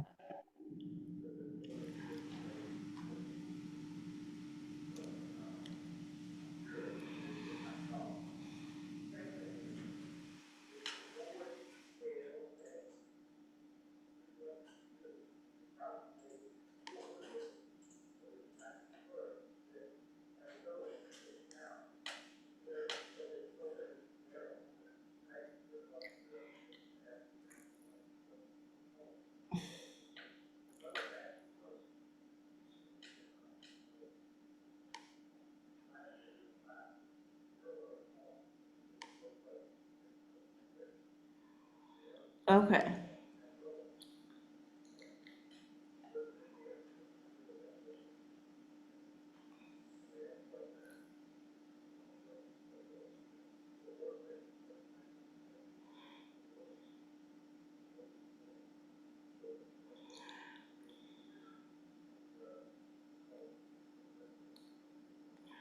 Okay, so staffing, I had questions. Um, this one just said, we recommend a student-teacher ratio be implemented in self-contained classrooms and research classrooms. Are you saying a smaller student-teacher ratio? Right now, the TA doesn't have anything on student-teacher ratio. And what's happening is that sometimes your self-contained unit in your research classroom have more students than your general ed classrooms. So when you have, and that comes back to safety. When you have 18 students in the self-contained or licensed classroom with only one teacher, and some of them require more assistance. To me, that violates the definition of self-contained, but okay. Yeah. What I'm saying is that, I don't know how it's, because they use it in different, I guess, in different, but anyways, back to my, Yeah. I see classrooms with, I kid you not, 18 students, 20 students with one teacher and two aides. And when you have 3 or 4 students that require a lot of assistance, when you have fire drills and you have one aide or one teacher pushing 2 wheelchairs at the same time, plus all your other kids that are in the life schools so to me, it doesn't make any sense to have a classroom with a higher teacher-student ratio as compared to a general ed classroom. Yeah, so what are we recommending? Just a smaller teacher-student ratio. Yeah, as compared to general ed. so we need to actually add the word smaller in there, Okay, perfect. because we hadn't said that Well, before. right now, there's nothing. So I think what we need to say is recommend that a student-teacher ratio be in the recommendation, and then in the background state some sort of research as to what that ratio should be. Or say it should be at least the same amount of ratio as general ed classrooms are. Well, some of the general ed classrooms, I think there's no ratio in kinder, and I think there's like a 22 ratio for your other grade levels, but they can get a TEA waiver. But in essence, you're talking about a totally different student population. And what ends up happening is that, I'll give you an example. One of the teachers, a good teacher, decided to not work with special needs students anymore. One, because she had students from kinder all the way to 6th grade in one class. So she was teaching 6 different subjects, 3 of those were star level testing, plus the fact that she only had 2 aides. So whenever they have emergencies, there should be no reason why one person is pushing 2 wheelchairs during an emergency evacuation. Even not during an emergency evacuation, that's sort of unsafe. Or even when they're going out to eat lunch. Yeah. It shouldn't be the case. And it's the ratios, and it's not just in one district. I know that I've spoken to people that work in Round Rock, and the classes are extremely big, and that leads to fatigue. That leads to people just not wanting to work. And that's why we're losing teachers specifically. So I think we need to, so it's good to be directional, but if we can, the more specific we can be, the more valuable the recommendation is. Yeah. So if we can either set a specific target that we think is correct, or, so I think there's something, Amy, you were saying, which is, maybe it's that TEA needs a target or a threshold or a recommendation.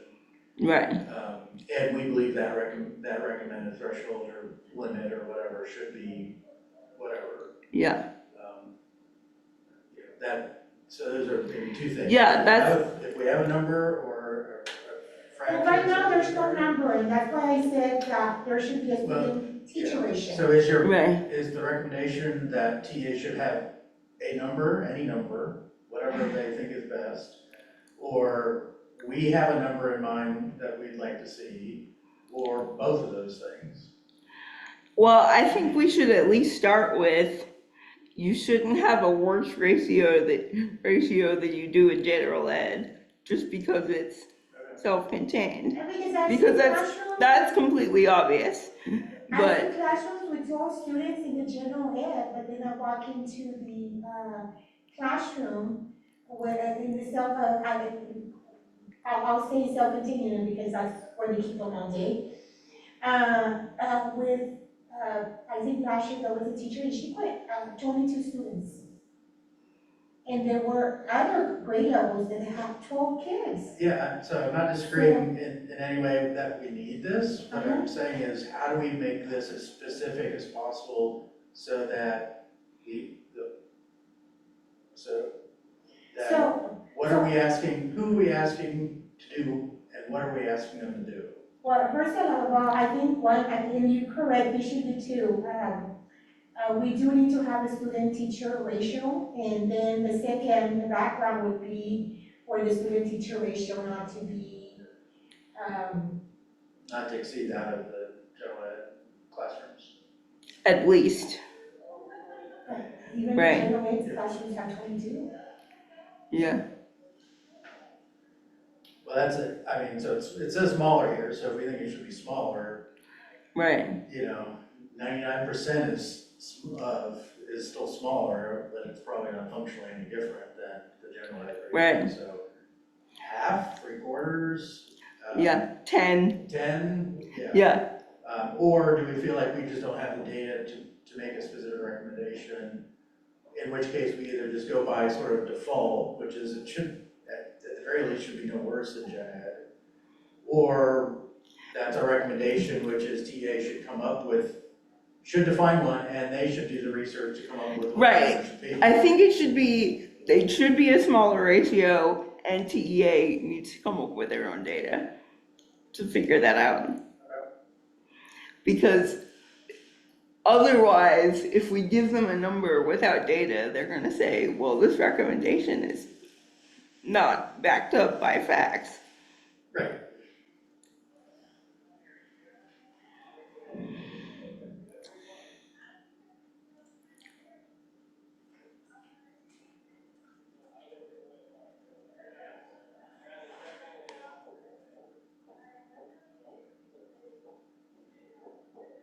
So 8 would be that we want it to be smaller, and then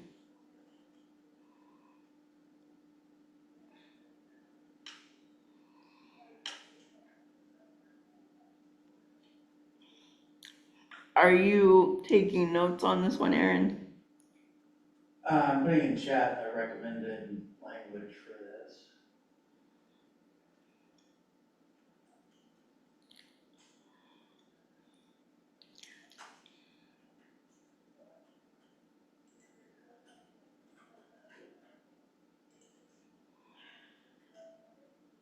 So Stephanie, quick question.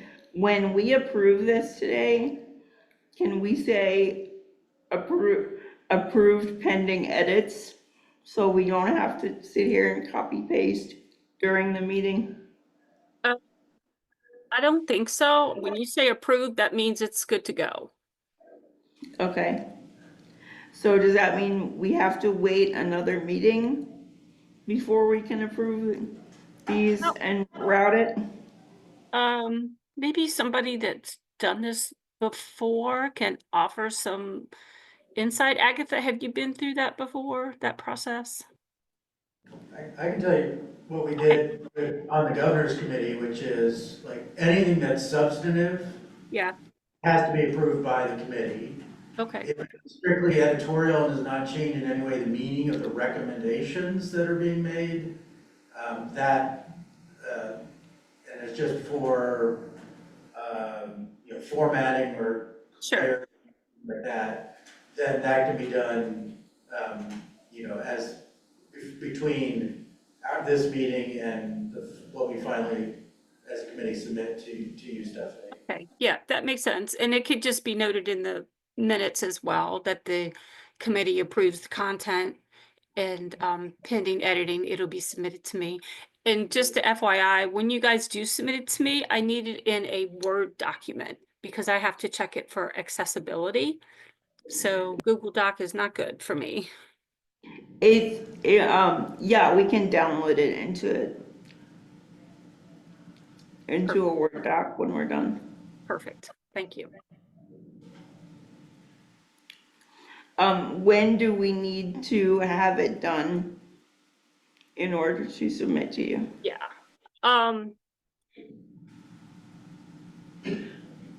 I would say before the Thanksgiving break. So if you guys could have it to me the week, like before November 22nd, November 25th, somewhere in there. That way I can, because I need to check it and then may need to send it back to you if there's things that I note. And then have you guys make those revisions, and then it goes to government relations. Okay, I just need to make sure it has two required components in there.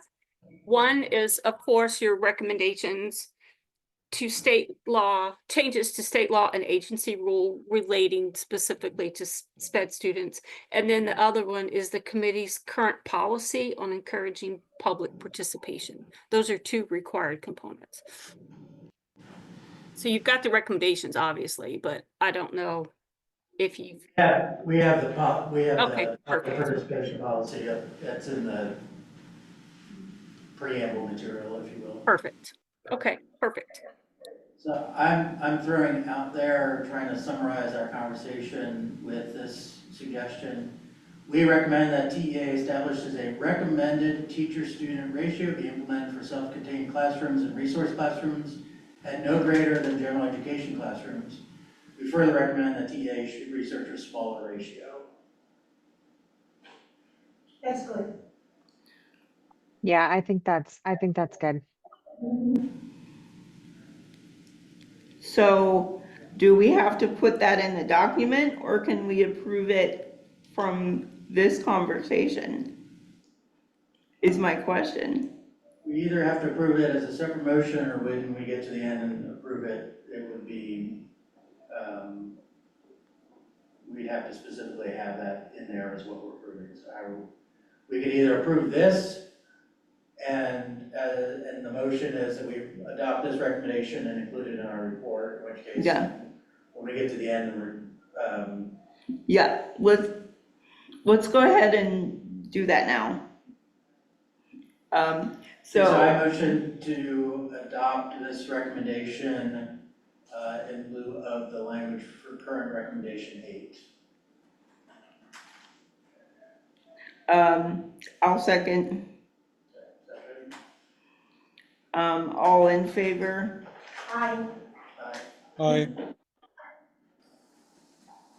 Any opposed? Aye.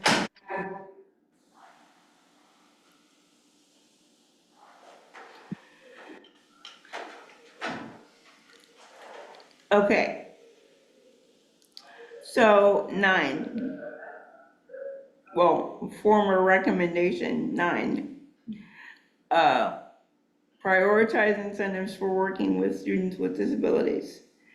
We recommend that the legislature and TEA incentivize teachers who work with students with disabilities. And I added, perhaps this could be done with specific funding streams and salary bonuses as referenced in our finance recommendations. So that's not really a new recommendation. That's just reminding them that it ties with recommendations in other places. I like the change.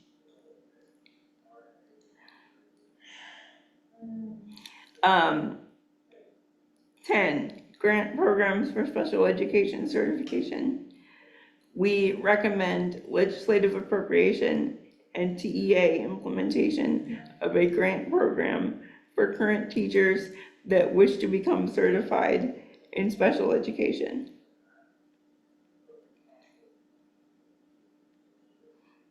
Anybody have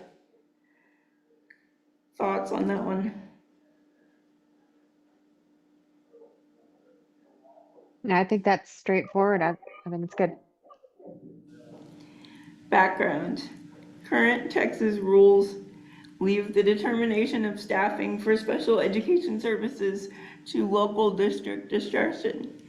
Currently, the staff average for special education staffing is 1 teacher per 15 special education students and 1 special education staff member to 7 special education students when educational aides are included.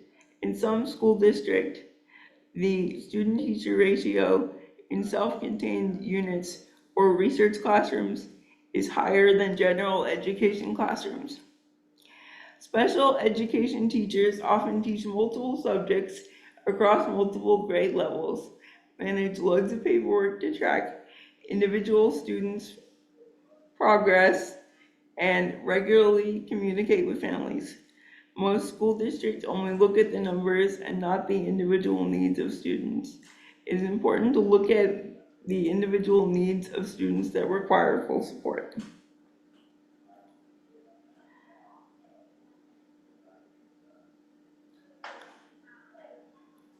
Student-teacher ratio is especially important in school districts that have PK3 through 6th grade in the same school.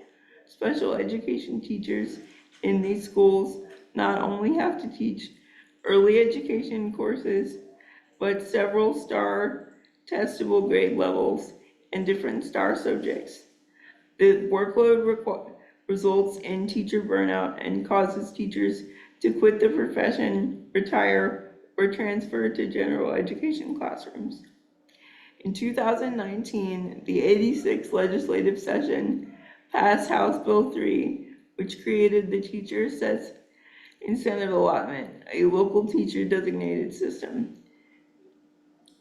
Based in the tech, TIA is built to provide lasting funds to outstanding Texas teachers to remain in the classroom and improve student outcomes. There are two main parts. One is that teachers are identified and paid in part on student growth. Another is the teachers who have national board certification automatically receive a recognized rating along with teacher incentive allotment earnings.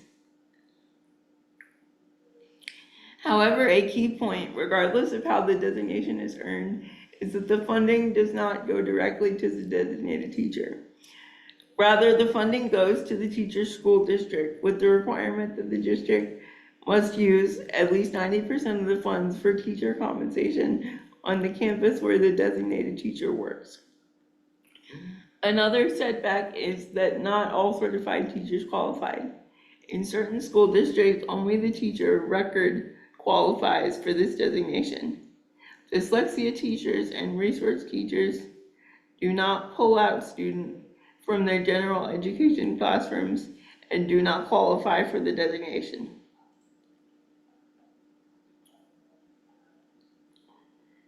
Thoughts?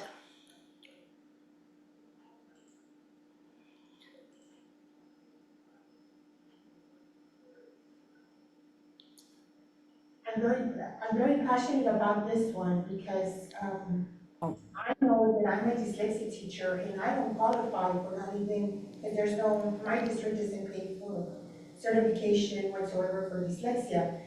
But if I was in a general education classroom prior to being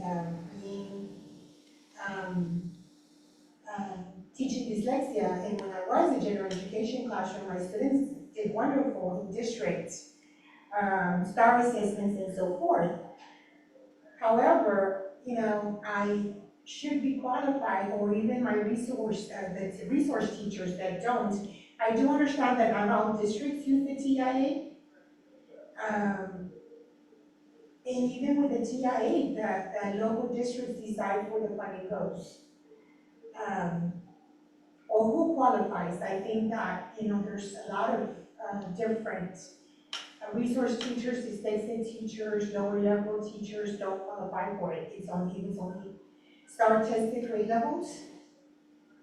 And I think that good teachers should be recognized regardless of whether they are assigned to a STAR testable grade level. Okay, any thoughts on changing our background or the recommendation itself? The only question I had is that last sentence. Is that a true statement? Dyslexia teachers and resource teachers do not pull out students from their gen ed classrooms. Oh, we do. I'm sorry. Do pull out. Oh, well, we don't have general ed students. I guess I reworded it.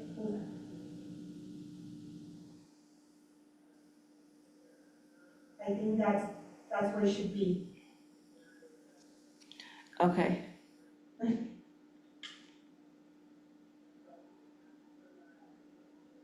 is it's only the teacher record that qualifies. Yeah, But even the teacher with the inclusion classrooms, even though she had STAR tested grade levels, but she also had, she didn't qualify for TIA. okay. Okay, I think we fixed that. Somebody did. I did, sorry. Okay, that's fine.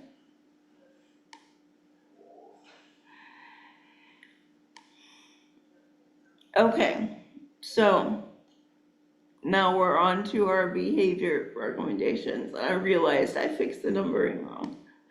Okay, You can fix the number later. yeah. Recommend that all staff working with students engage in de-escalation that includes the use of positive behavior supports training prior to the start of the school year or within 30 days of the start of school or hire day. Once a year for all staff, twice a year for staff that work with special education students, and additional program-specific training for staff in behavior or self-contained programs to prevent unnecessary escalation of behaviors and restraints to increase safety for students and staff in schools. I'm wondering if we need to make those bullets because this very long parenthetical is kind of hard to read.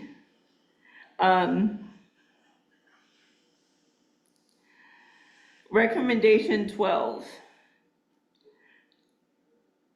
Recommend funding for additional behavior staff / personnel for each LEA based on student population, special education population and needs, but at minimum of 1 FTE for a behavior specialist or equivalent for each LEA.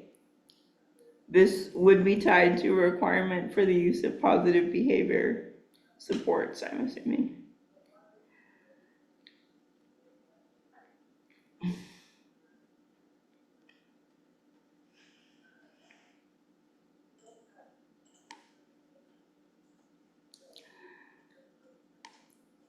Recommend implementation of a grant program for the attraction and retention incentives of current future teachers that want to be certified in special education and work with students with emotional disabilities to retain current special education teachers and paras to remain in their position. Background. Staff shortages in schools have led to an increase in non-certified staff working with students.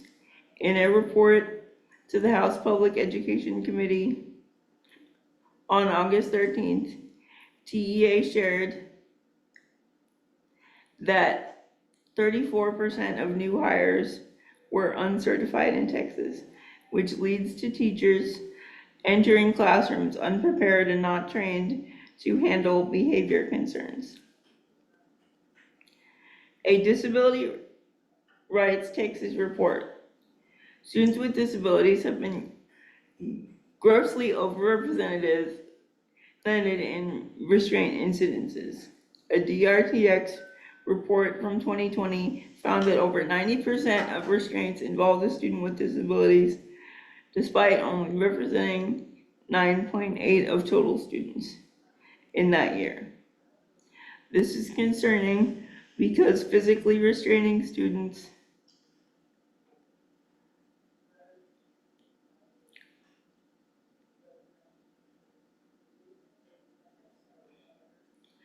can create unsafe learning environments, injury, and even death.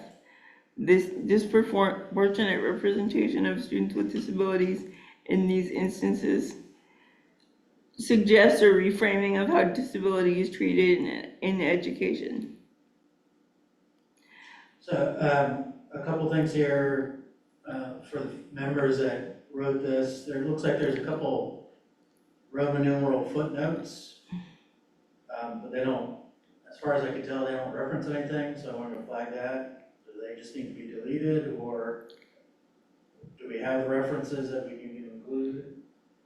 And then TA restraint complaints data insert here. Well, we either need to have what gets inserted there, or we need to take that out.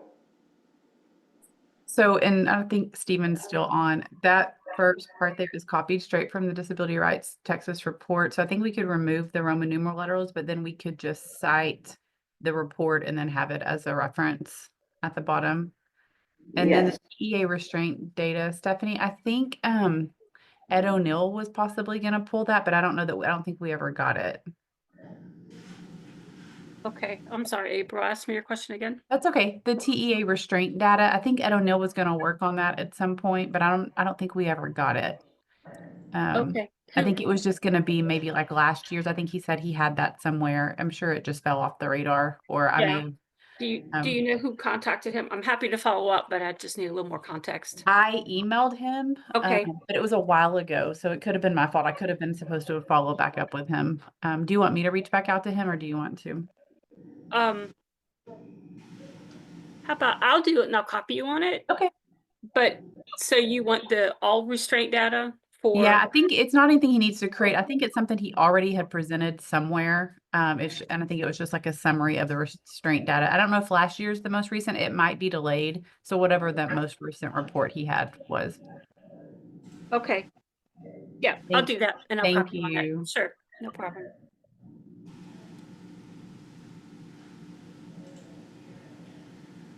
April, do we have that, which it says a DRTX report from 2020? Do we know which one that is? Stephen, do you have the link for that? I think I have it somewhere. I'll drop it in. I'll find it and I'll drop it in the chat. Thank you.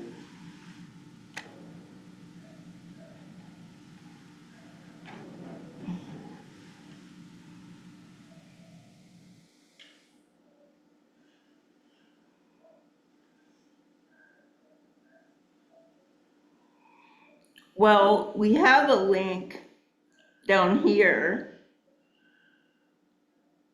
Is that the same one? I don't know. But it might be. I just dropped one in.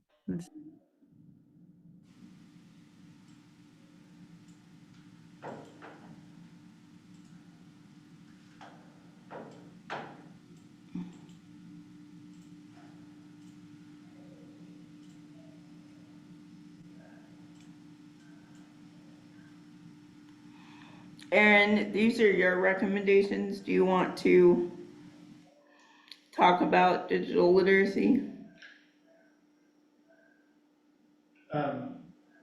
Again, there was one other yellow highlight we had here, DRTX report on use of restraints on students with disabilities. Then it says that might be useful in your report. I assume we want to delete that. And, Right. and then it looks like it goes right into bullets. So do we want to say provides the following data or something along Right. those lines? I think that sounds good.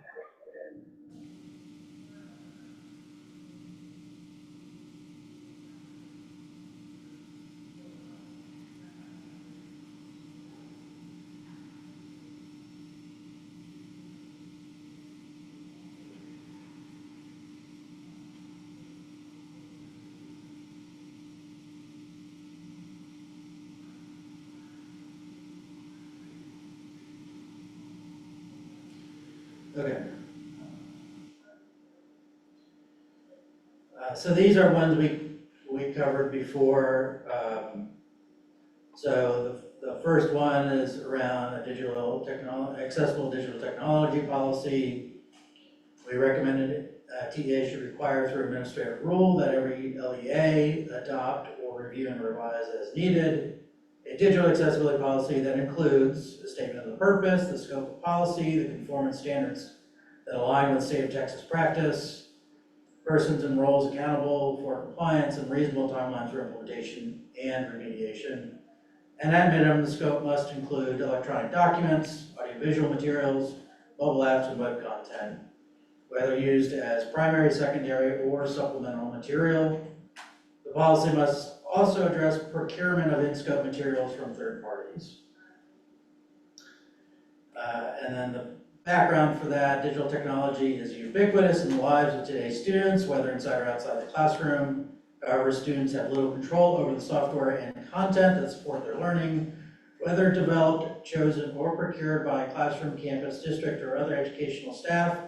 Without an intentional focus on digital accessibility, there is ample experience that demonstrates students with hearing loss are still provided videos without closed captioning. Students that use screen readers are given untagged PDF documents. That students with physical disabilities are referred to websites incompatible with their assistive technology, among many other examples of barriers to a free and appropriate education. This is not a problem that can be overcome simply by the heroic efforts of faculty, staff, and/or parents by a series of one-off solutions. This is a systemic issue that needs a solution that can be scaled to the size of the special education population in Texas, as well as the broader population of students with disabilities. A substantive first step is to establish a clear, internally focused policy that sets organizational expectations and operational processes that help ensure that digital technology, regardless of where and how it was developed, must be accessible when used by and with students with disabilities. The elements put forth in this recommendation are in line with best practices that have been widely adopted by both public and private sectors, including both how to construct a quality compliance policy, the scope of materials that should be included in a digital accessibility policy, and the critical need to address procurement in any such program. For example, in 2022, the state of Maryland passed the Equivalent and Non-Visual Access Accountability Act for K-12 education. It requires local education agencies to provide equivalent access to digital tools for students with disabilities. In addition, numerous resources are available to assist in the development of an accessible technology policy, including but not limited to, and there are 5 examples given. Finally, having an established policy will be a useful resource for LEAs as they work toward upcoming compliance with New Americans with Disabilities Act Title II regulations for web and mobile app accessibility. Conclusion, establishing an internal digital accessibility policy is a first foundational step to developing and maintaining processes and controls that help ensure that students with disabilities have equitable access to learning opportunities. Although there likely exist generalized non-discrimination policies, organizational change and sustained commitment are driven by clear expectations, specific requirements, and ultimate accountability for results.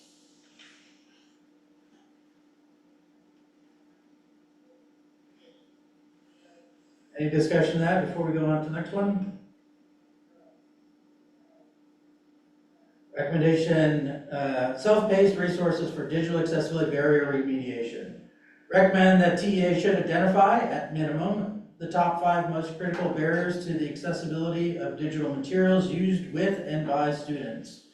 TEA or a qualified designee should create, procure, or identify self-paced resources that assist faculty and staff in the assessment of the level of accessibility and how to remediate. For each barrier, at minimum, the resources should include self-guided training, not to exceed 15 minutes for any one barrier, and 2, a job aid or checklist to assist with thorough assessment and or remediation. Background here, one of the largest hurdles to the design, development, and or procurement of accessible technology, as well as incorporating it into the learning program of students with disabilities, is a knowledge gap about accessibility barriers themselves. This makes sense because faculty and staff are domain experts, whether in the subject area they teach or a function that supports education, not necessarily in the latest advancements in technology or even the more niche area of accessibility. However, rather than resigning ourselves that this gap cannot be closed, a tractable solution must be found, otherwise the achievement gap for students in special education will persist. A reasonable approach to tackling any large problem is to break it down into more manageable tasks. This recommendation calls for identifying and then initially focusing on the top 5 most crucial barriers and then creating complementary self-guided materials to provide the necessary understanding and guidance to educators. These resources could be developed or procured at the state level by TEA or by other capable entities such as education service centers. As a complement, TEA or qualified designee could identify third-party resources that provide the recommended resources on an ongoing basis, such as those resources provided by the National Center on Accessible Educational Materials for Learning. Conclusion, educator preparation and training on accessibility is key to prevention and removal of barriers to a free and appropriate education. But the entire scope of this need is far more than any single educator can be expected to manage on their own for their students with disabilities.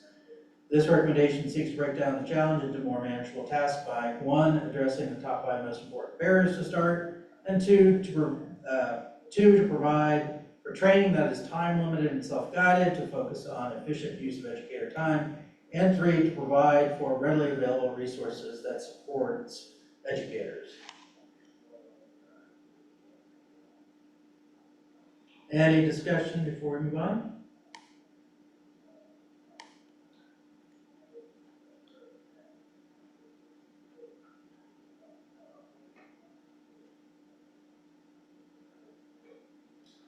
Just gonna fix one typo I noticed while reading.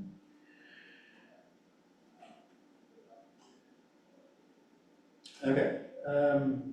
Recommendation, promoting proficiency with the correct and consistent use of accessible and assistive technology. Recommend that TA should, first bullet, establish and make readily available to all local education agencies a template of procedures and resources to ARD committees for when assistive technologies and or built-in accessibility features are an integral part of the student's education plan. And, second bullet, that sufficient training and other support resources are provided to the student, their support network, and faculty staff to work toward and ultimately achieve proficiency with the assistive technology device or service, both in school and at home. Background. Providing a student with accessible and or assistive technology and the training to use it properly is foundational to their academic success. C. This and facts surrounding assistive technology devices and services. In addition, the ARD committee is a natural way to identify who makes up a student's educational support network and generally defines their roles. Since members of this network may not have direct practical knowledge of accessible and or assistive technologies used by the student, a set of best practices for training by role would be an effective way to elevate their knowledge and skills to complement the student's own learning. Such training would be independent of the source of the accessible or assistive technology, e.g. personally provided, school provided, etc. For example, the Texas 4-step model provides a foundation for such a template, and the free online training provided by Inclusion in Texas's partnership with the Assistive Technology Industry Association provides role-based information about assistive technology. Packaged for easy availability and use by ARD committees, such a template could significantly improve correct identification and implementation of accessible and assistive technology in furtherance of student achievement. Conclusion. Preparation and training for the student's entire educational support network is key to their proficiency with accessible and assistive technology and ultimately the student's educational success. While each ARD committee is unique, there is a common need for the student to effectively use accessible and or assistive technology. There is also a common gap in understanding such technology, thus establishing best practices for how this network can upskill will ultimately support the student's goals.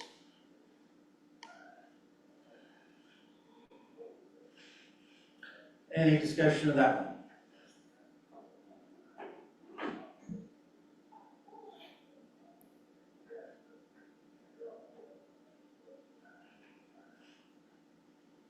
Amy, do you want me to move on to dyslexia or do you want to? I can take that one. All right. Recommendation 17.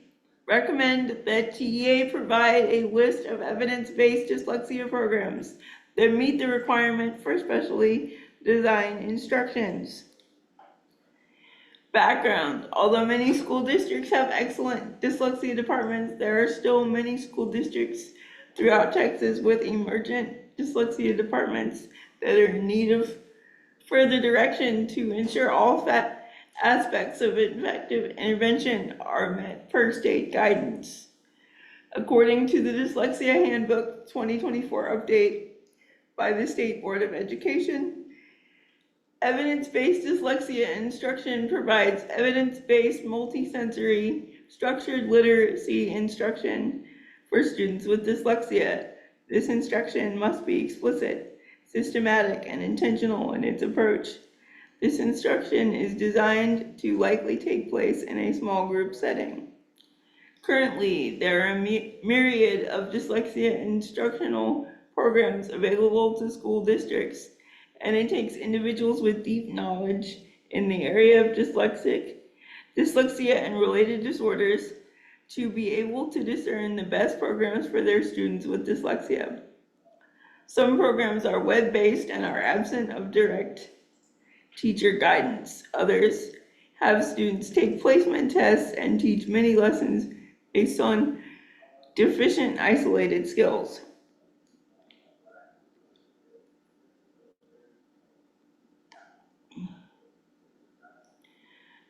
Other programs fall short in the intensity and duration required. All these types of programs lack the explicit multisensory structured literacy instruction as directed by the Handbook for Evidence-Based Dyslexia Instruction. It is therefore recommended that the state provide an approved list of dyslexia programs to be used for the specifically designed instruction for identified students. This would be in line with how the state provides approved reading instruments that meet the requirements of the tech on the TEA website.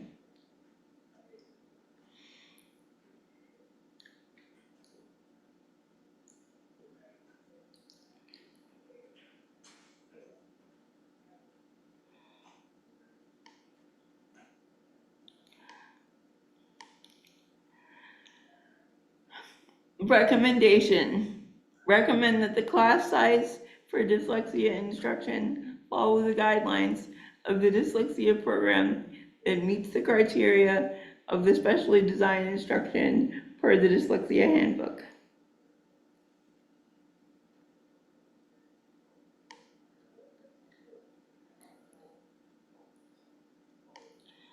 Background: due to funding and scheduling limitations coupled with rising identification rates, many providers of dyslexia instruction are left with little choice but to set group sizes outside the optimal small group setting. This can be upwards of 10 plus students in one group, which is by definition no longer a small group but a classroom setting. Most evidence-based dyslexia programs are designed for small group instructions and have those guidelines listed in the preface of their program manuals or website. These programs are research-based for optimal therapeutic outcomes, and the group sizing is paramount to the success of the stated program.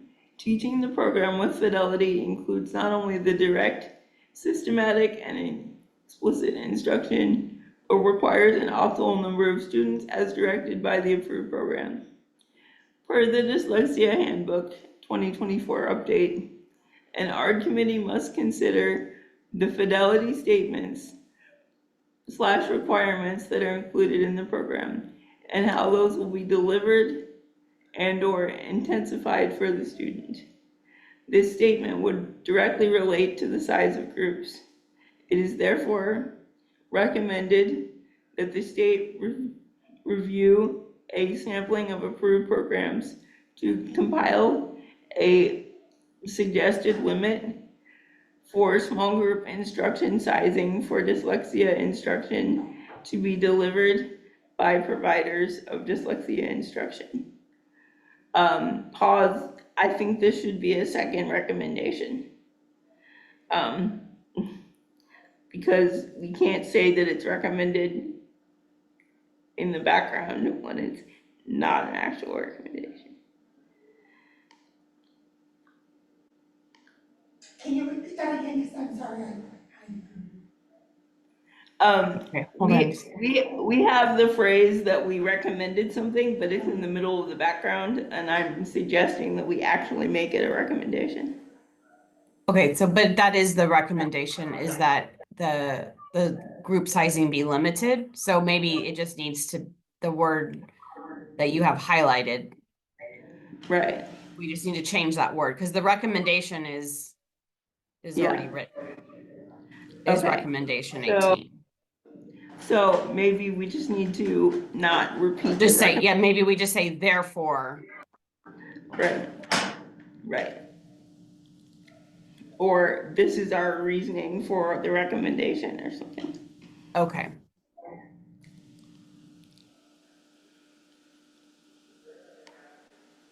Okay. Okay.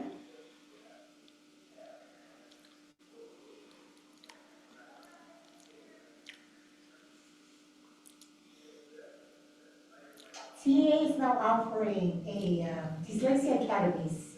So I'm taking notes and I actually like them because it gives a lot of background. Oh, good. Justice.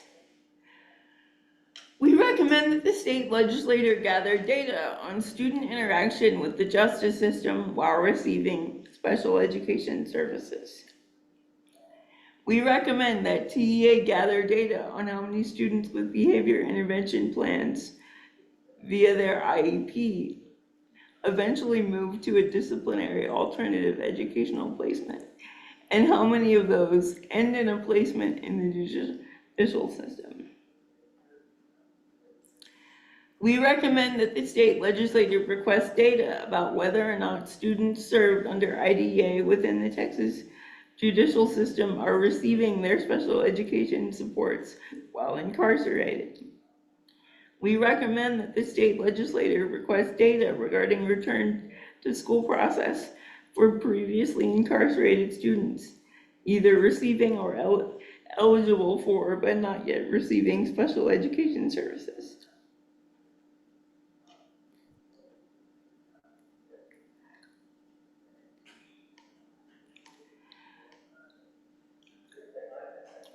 We recommend that the state legislature request data regarding how many individuals within the Texas prison system were missed under child fine during the years of the special education cap. Additionally, we request a plan to be created with TEA to identify these individuals and offer them appropriate compensatory services.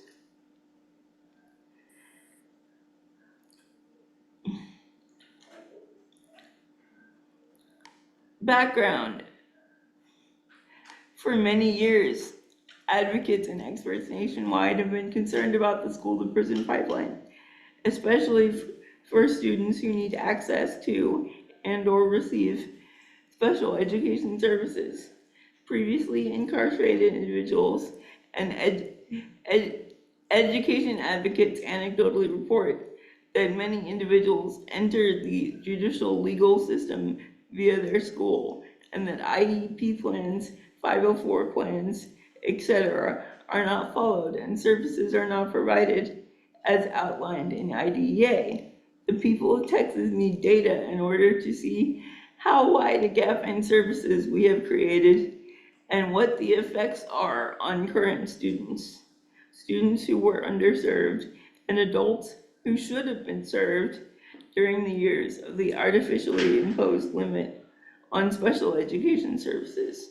Additionally, data is needed on what happens to students who have been previously incarcerated or in disciplinary alternative education placements return to school in their communities. Countless individuals could have been missed during child fine and then ended up in the judicial system. Although we cannot design a foolproof plan to get them the services they now need, attempts must be made to seek out as many as possible.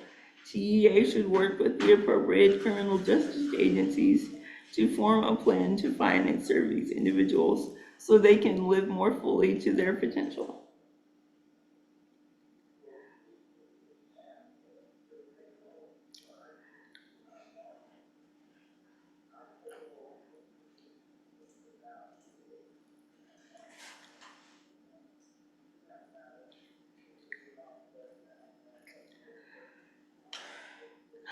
any thoughts?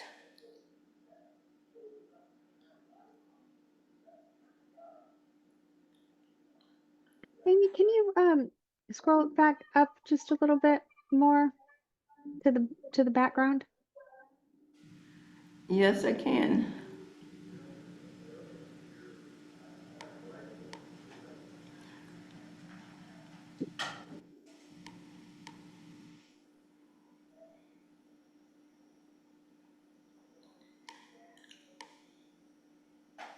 I mean, I'm just speaking for myself here, and I'm not sure if anyone else agrees. I think it's well written. I I just there's something about that first sentence about the school to prison pipeline. I don't think that it puts our schools in the best light. I think that there might just be a way to word that a bit differently that accounts for the concern of students that go from school into correctional facilities without just referring to it as a pipeline, as if it's just a definite go-to. I don't know. Maybe I'm interpreting that wrong. If someone else wants to chime in.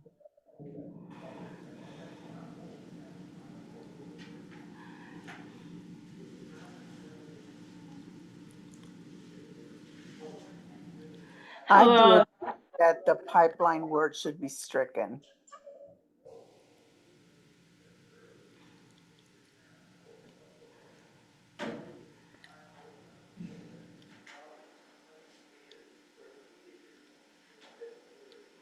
how about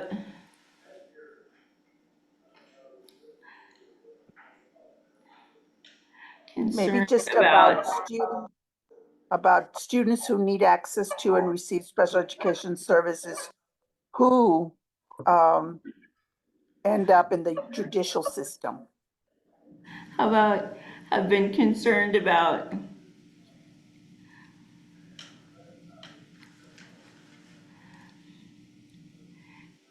youth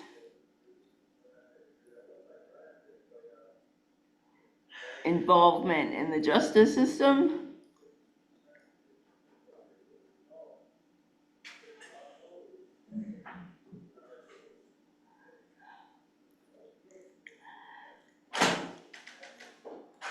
Yeah, that's not a bad way to state it.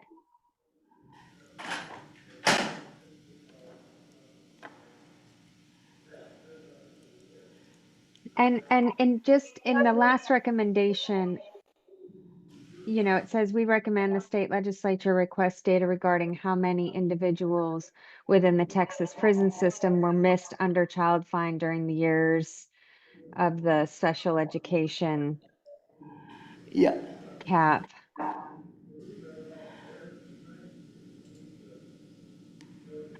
Would be creative. Or maybe can you say, this is Joanne, have been concerned about connecting trends of students in the justice system who have been unidentified? Well, maybe just who had formerly been in special education,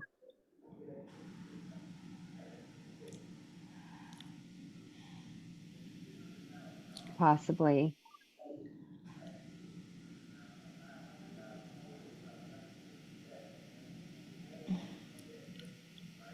How about who may need access?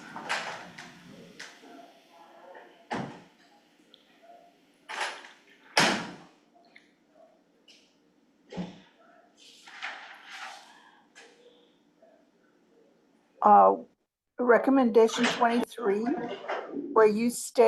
where it stated the special education cap. Well, most of us know what that is. I don't know if we need to write a sentence in there about what that was.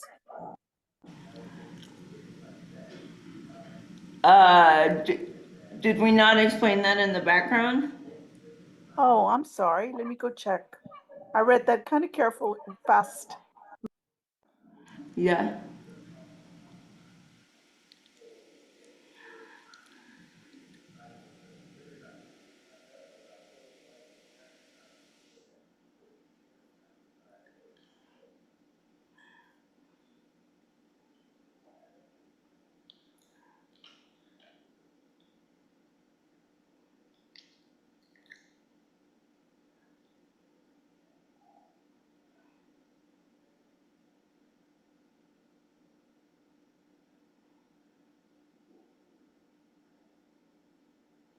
Maybe just add under there where you say in the background.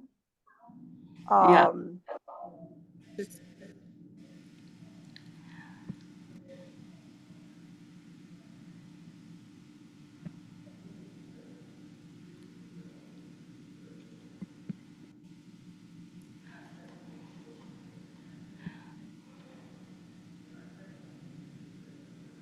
maybe after impose limit on special education services, space, open parenthesis, cap, or something just to tie it in. yeah. Thank you.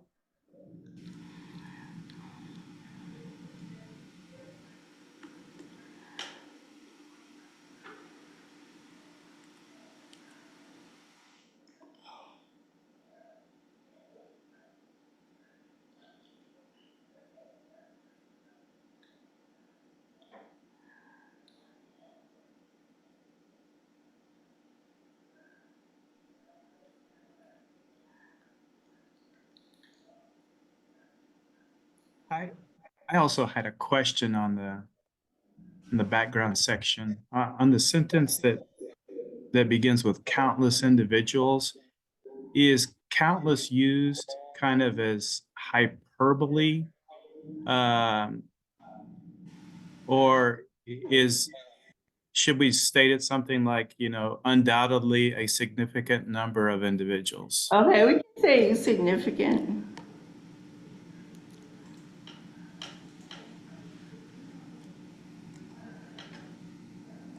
Because I'm sure there would be data where you could find a count. So I just didn't know if that was used for emphasis or something.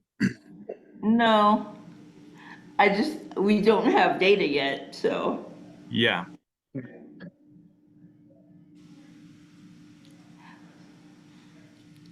How about a significant but unknown? Sounds good.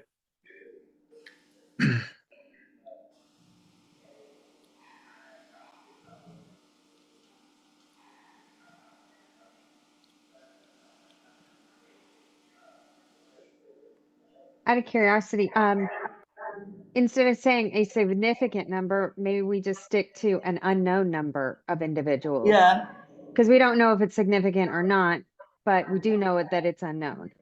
Definitely. So that right. can't be disputed. Yeah, good point.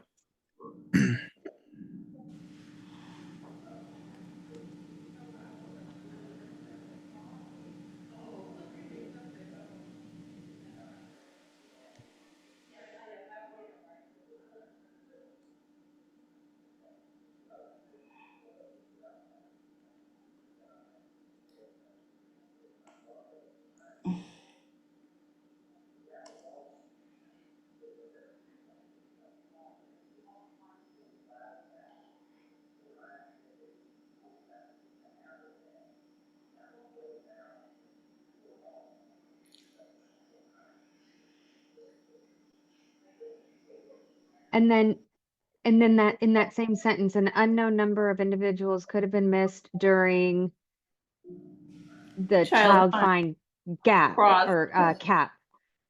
the child find proc, yeah.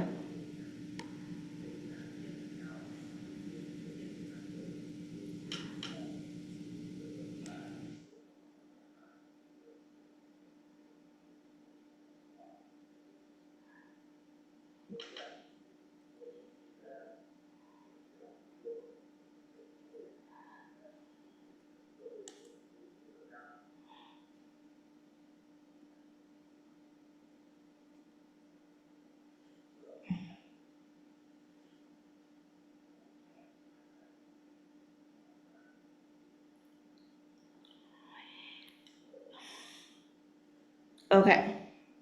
Are we good?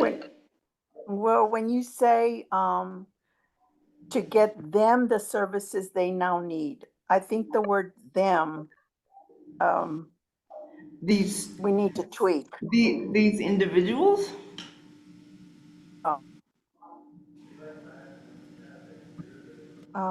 Yes.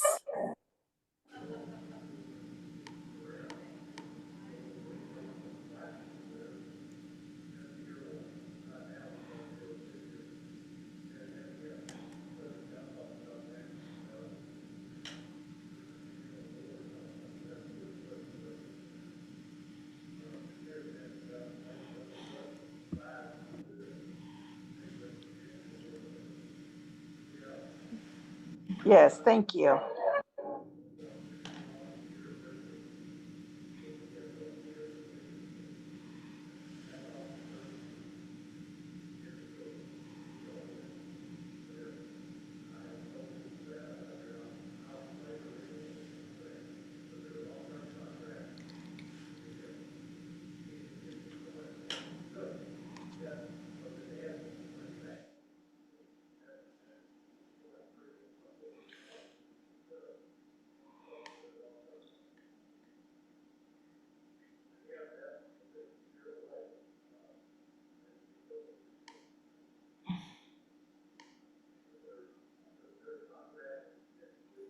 And, okay, so the appendix.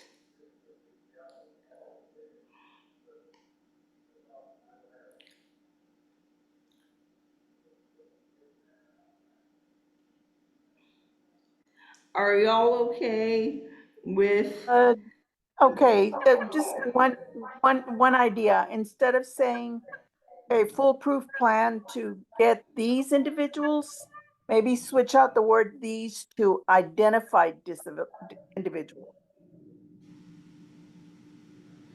okay, Sorry. you're fine. No, that's good. That's makes it more specific.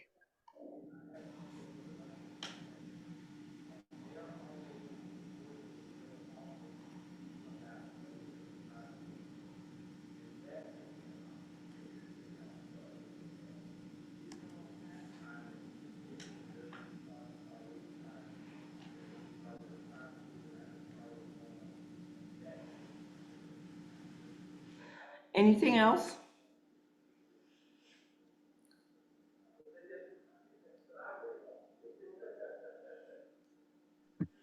Okay, last time, sorry. Instead of get identified, maybe provide identified individuals.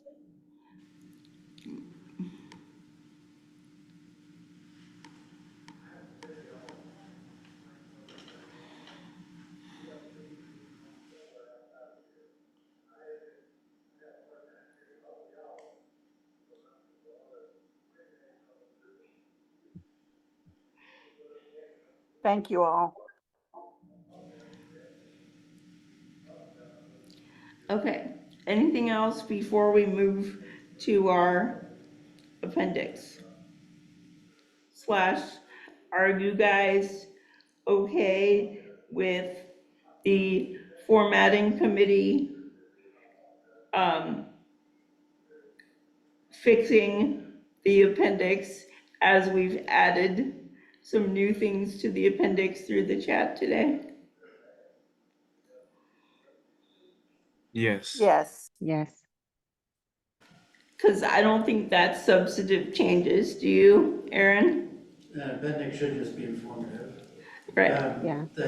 So we do have stuff in here from last time. So school safety, we don't have that section anymore, so I don't know if we want to carry over any of that. But some of them may be applicable to health and safety. Okay. Because I put the health and safety ones under school safety because they were sort of related and we didn't have a section for health and safety. The school safe, so the appendix is the kind of the main header. And Right. then each of the subheaders, like school safety, health and safety, is meant to map to sections we actually Right. have recommendations for. So we don't have school safety as a section, so Right, If there's anything we want to keep from school safety, put in health and safety, we can. right, I don't know, Amy, if you want to do that. yeah, The staffing, so this was the Council of State Governors memorandum from last time. I kept it for staffing just because I think it's useful information, but if we want to get rid of it, that's fine. And then past that, the educator certification, educator preparation curriculum, there's a link there. We don't have that section anymore. I don't know if people want to keep that link. Transition, graduation requirements, there was a letter. no, we don't need that. Impartial hearing officers, we don't have that section anymore. Person-centered planning, we don't have that section anymore. And suggested administrative code revisions and additions. I don't think we referenced anything in this year's Right, recommendations about any of that so stuff, we can can delete just take that out. Okay. But y'all are good if we just do that and we don't have to take an individual vote to do that? In the past, Amy, we've just approved all of the recommendations and the subsequent like appendix and things like that, just the editing Yeah. committee would take care of. Right. So with that in mind, I would like to entertain a motion to approve the recommendations as we've discussed with the individual motions. I second, Agatha.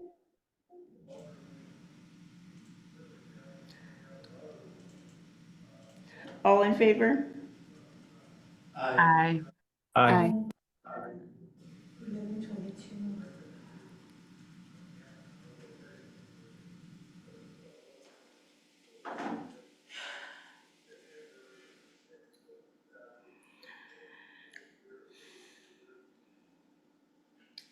Well, I'm really proud of us. We got through it. Yay.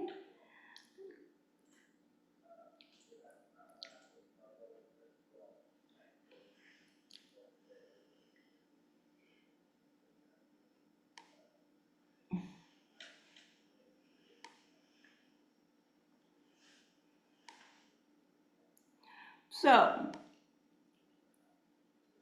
next meeting dates. Aaron, can you, sorry, it's my computer crashed, I'm trying to log on into already have. Aaron, can you type these ones out? And we'll make up a combining piece, like computer crash, so they're trying to fix it. Okay, I'm sorry, what do you want me to type? The 11:22 is what we approved, and then save the next meeting dates for the minutes. You mean 12/22? Yeah, 12:22, we approved the recommendations and then set up. Okay, Sorry. 12/22 approved policy recommendations. Yeah. Sorry, I remember Agatha seconded, who made the motion? I motioned. You're fine.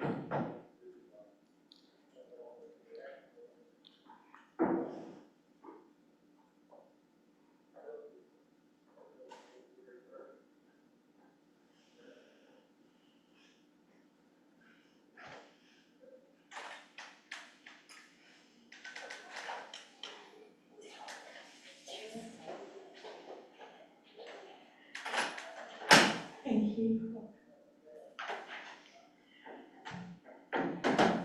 So, anybody have any suggestions for next meeting dates?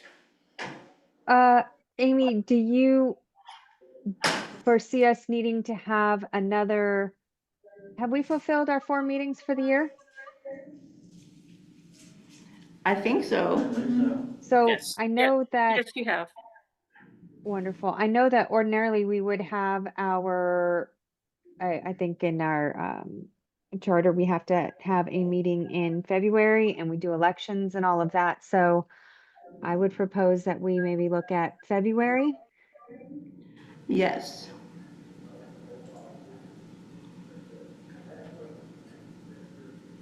And that'll get everybody through the holidays and back to school in the Yeah. new year. Is there anything specifically that y'all would like us to cover during that meeting?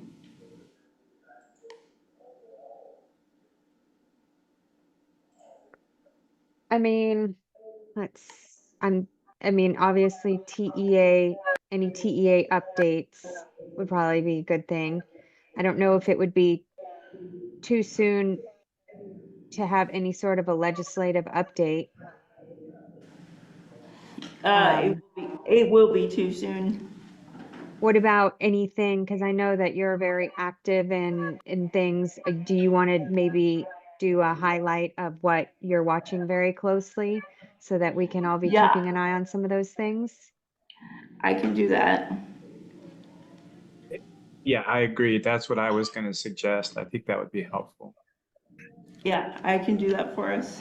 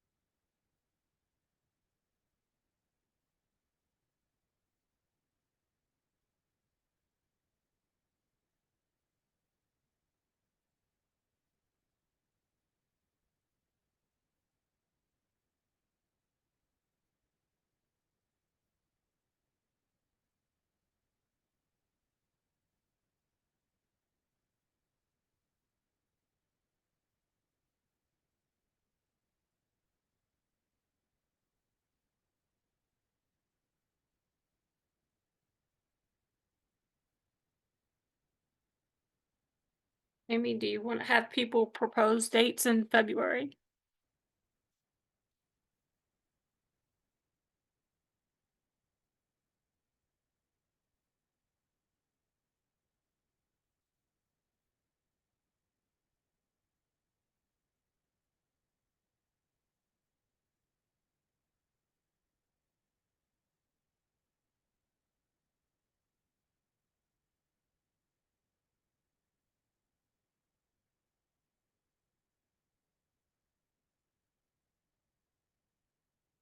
Amy, can you hear me?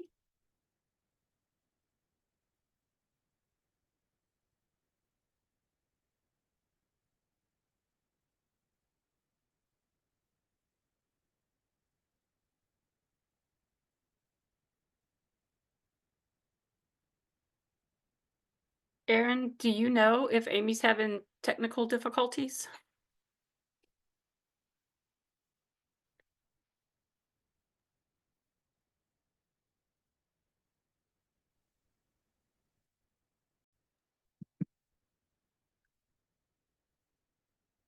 Looks like her mic is muted.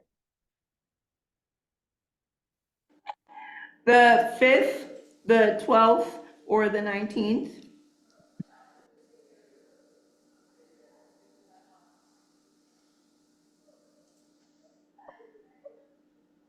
Amy, I'm sorry, did you want to propose dates in February? Yes, the 5th, the 12th, or the 19th.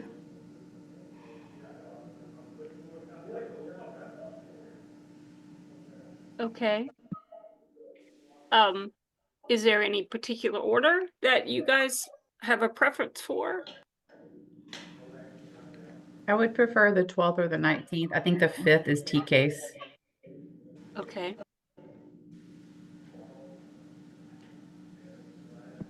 Anybody else have a preference?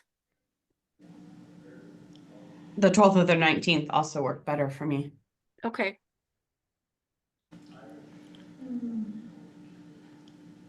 All right.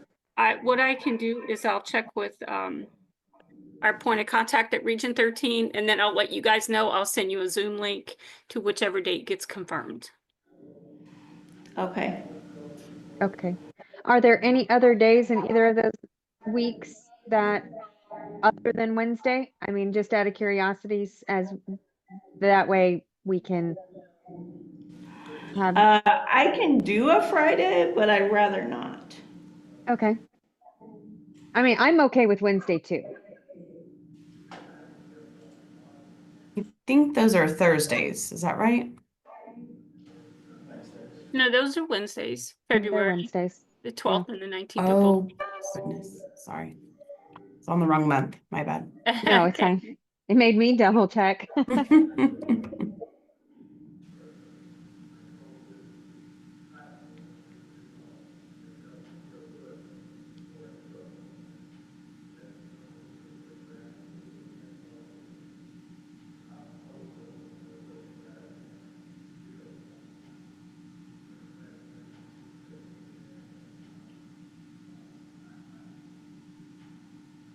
Do you want to review the minutes next, Amy, or what would you like to do next? Yeah. Give me, my computer crashed, so they just fixed it, so give me 3 minutes. Okay. Ellen, can you send me a link to the meeting so I can log back on? Please. The Zoom link, because I can't find it. And Amy, did everybody vote to accept the report? Did y'all? Nope. We said we didn't do a 1-by-1 vote, but we did an all in favor. Do we need to do a 1-by-1 vote? Whatever you prefer. Yeah, I thought we did because Amy put forth the motion, I seconded, and Okay, then it was approved. Perfect, thank you.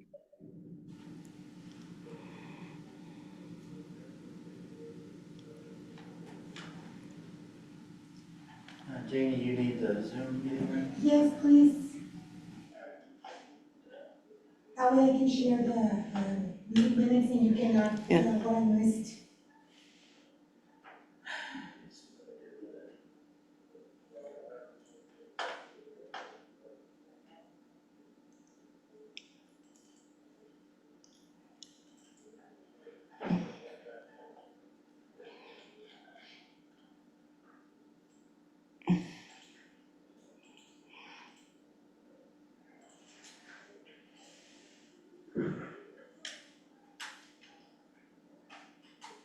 Your Gmail address?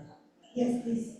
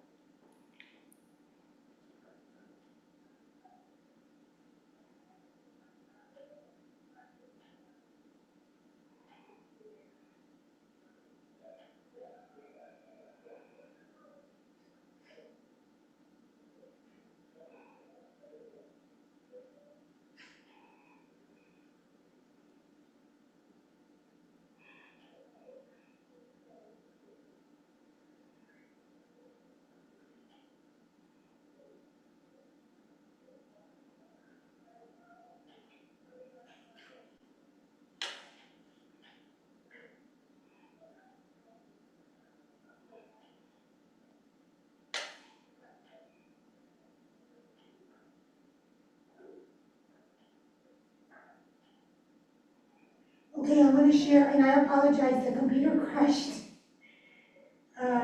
Sharing the meeting link.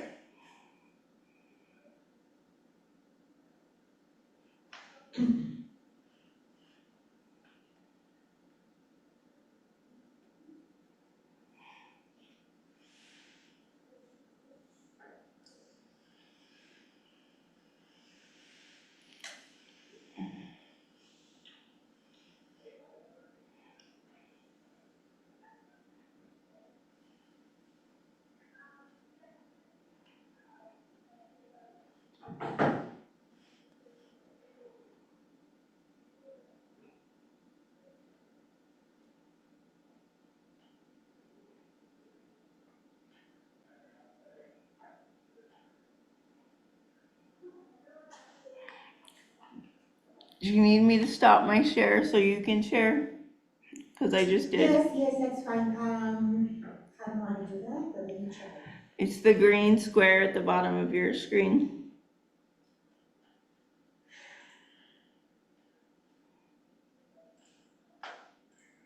Okay.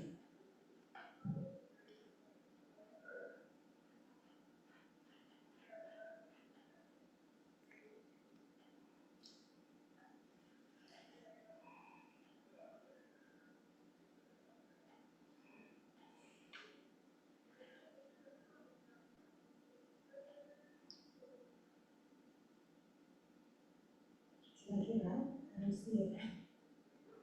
Okay, share. There we go.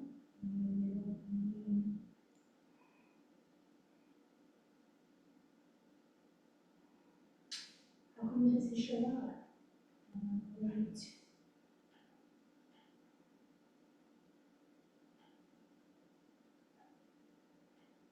Because I have two.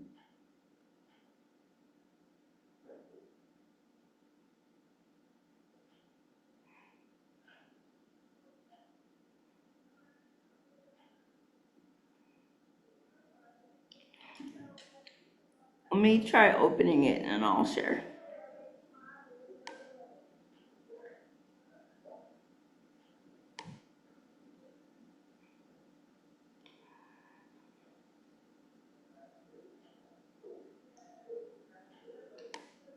Okay. You're gonna have to There? Is it sharing? No, Okay.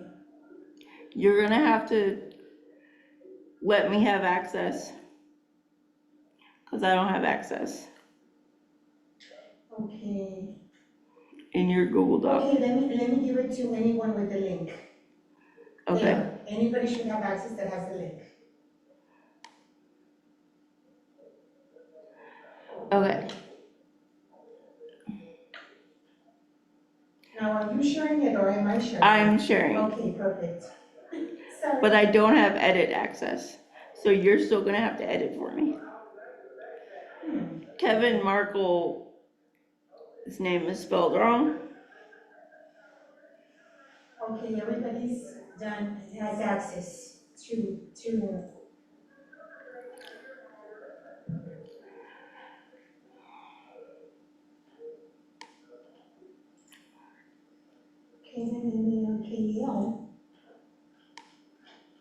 Oh, here. While she's working on that, does anybody else plan to submit changes for their bios? I've gotten two requests so far. Stephanie, this is Joanne. Yeah. Mine is old, and I thought I had submitted that to the appointments office, so I'm not really sure where my Okay, information came from. yeah, if you can submit it to me, and then I can update it on TEA's webpage. Okay. So and then copy Aaron, please, because Aaron can submit it in the legislative report. Okay. Or Okay. at this point, Stephanie, since everybody has a link to the report, just go in and edit yours. It'd probably be faster that way. Okay, there you go. Um,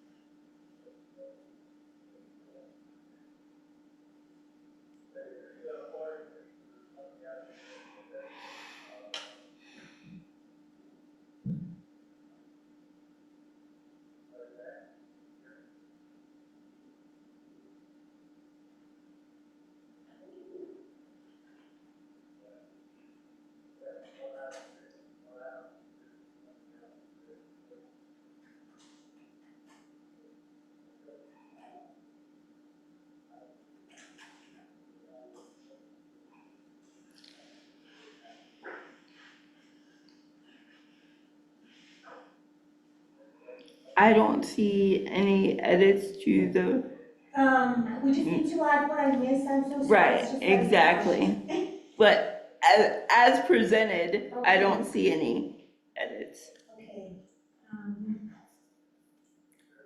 You were the one that motioned to approve the recommendations? Yes. And Angela, Agatha seconded it. At 12:22.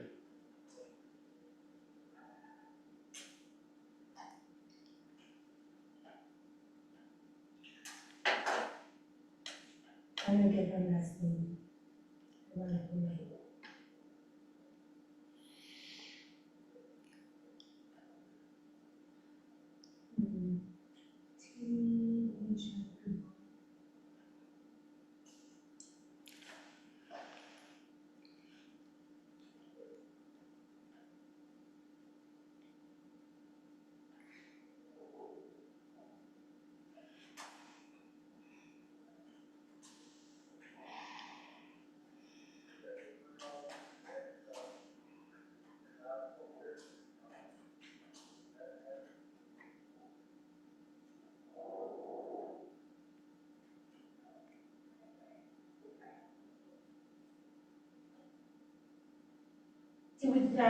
Did we save the minute date already? No. February 12th or 19th, depending on Room availability.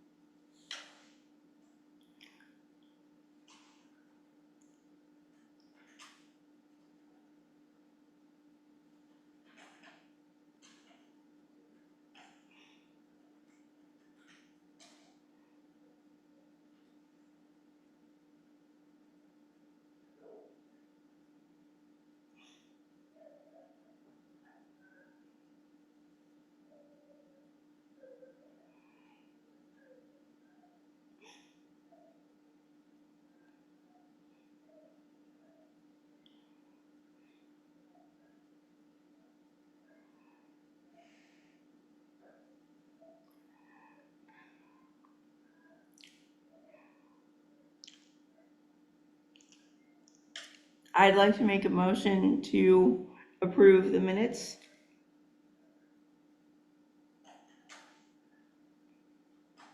Agatha, I second that motion. All in favor? Agatha was the one that motioned to? I motioned, Agatha seconded. Okay. Hi. Aye. Aye. Any opposed?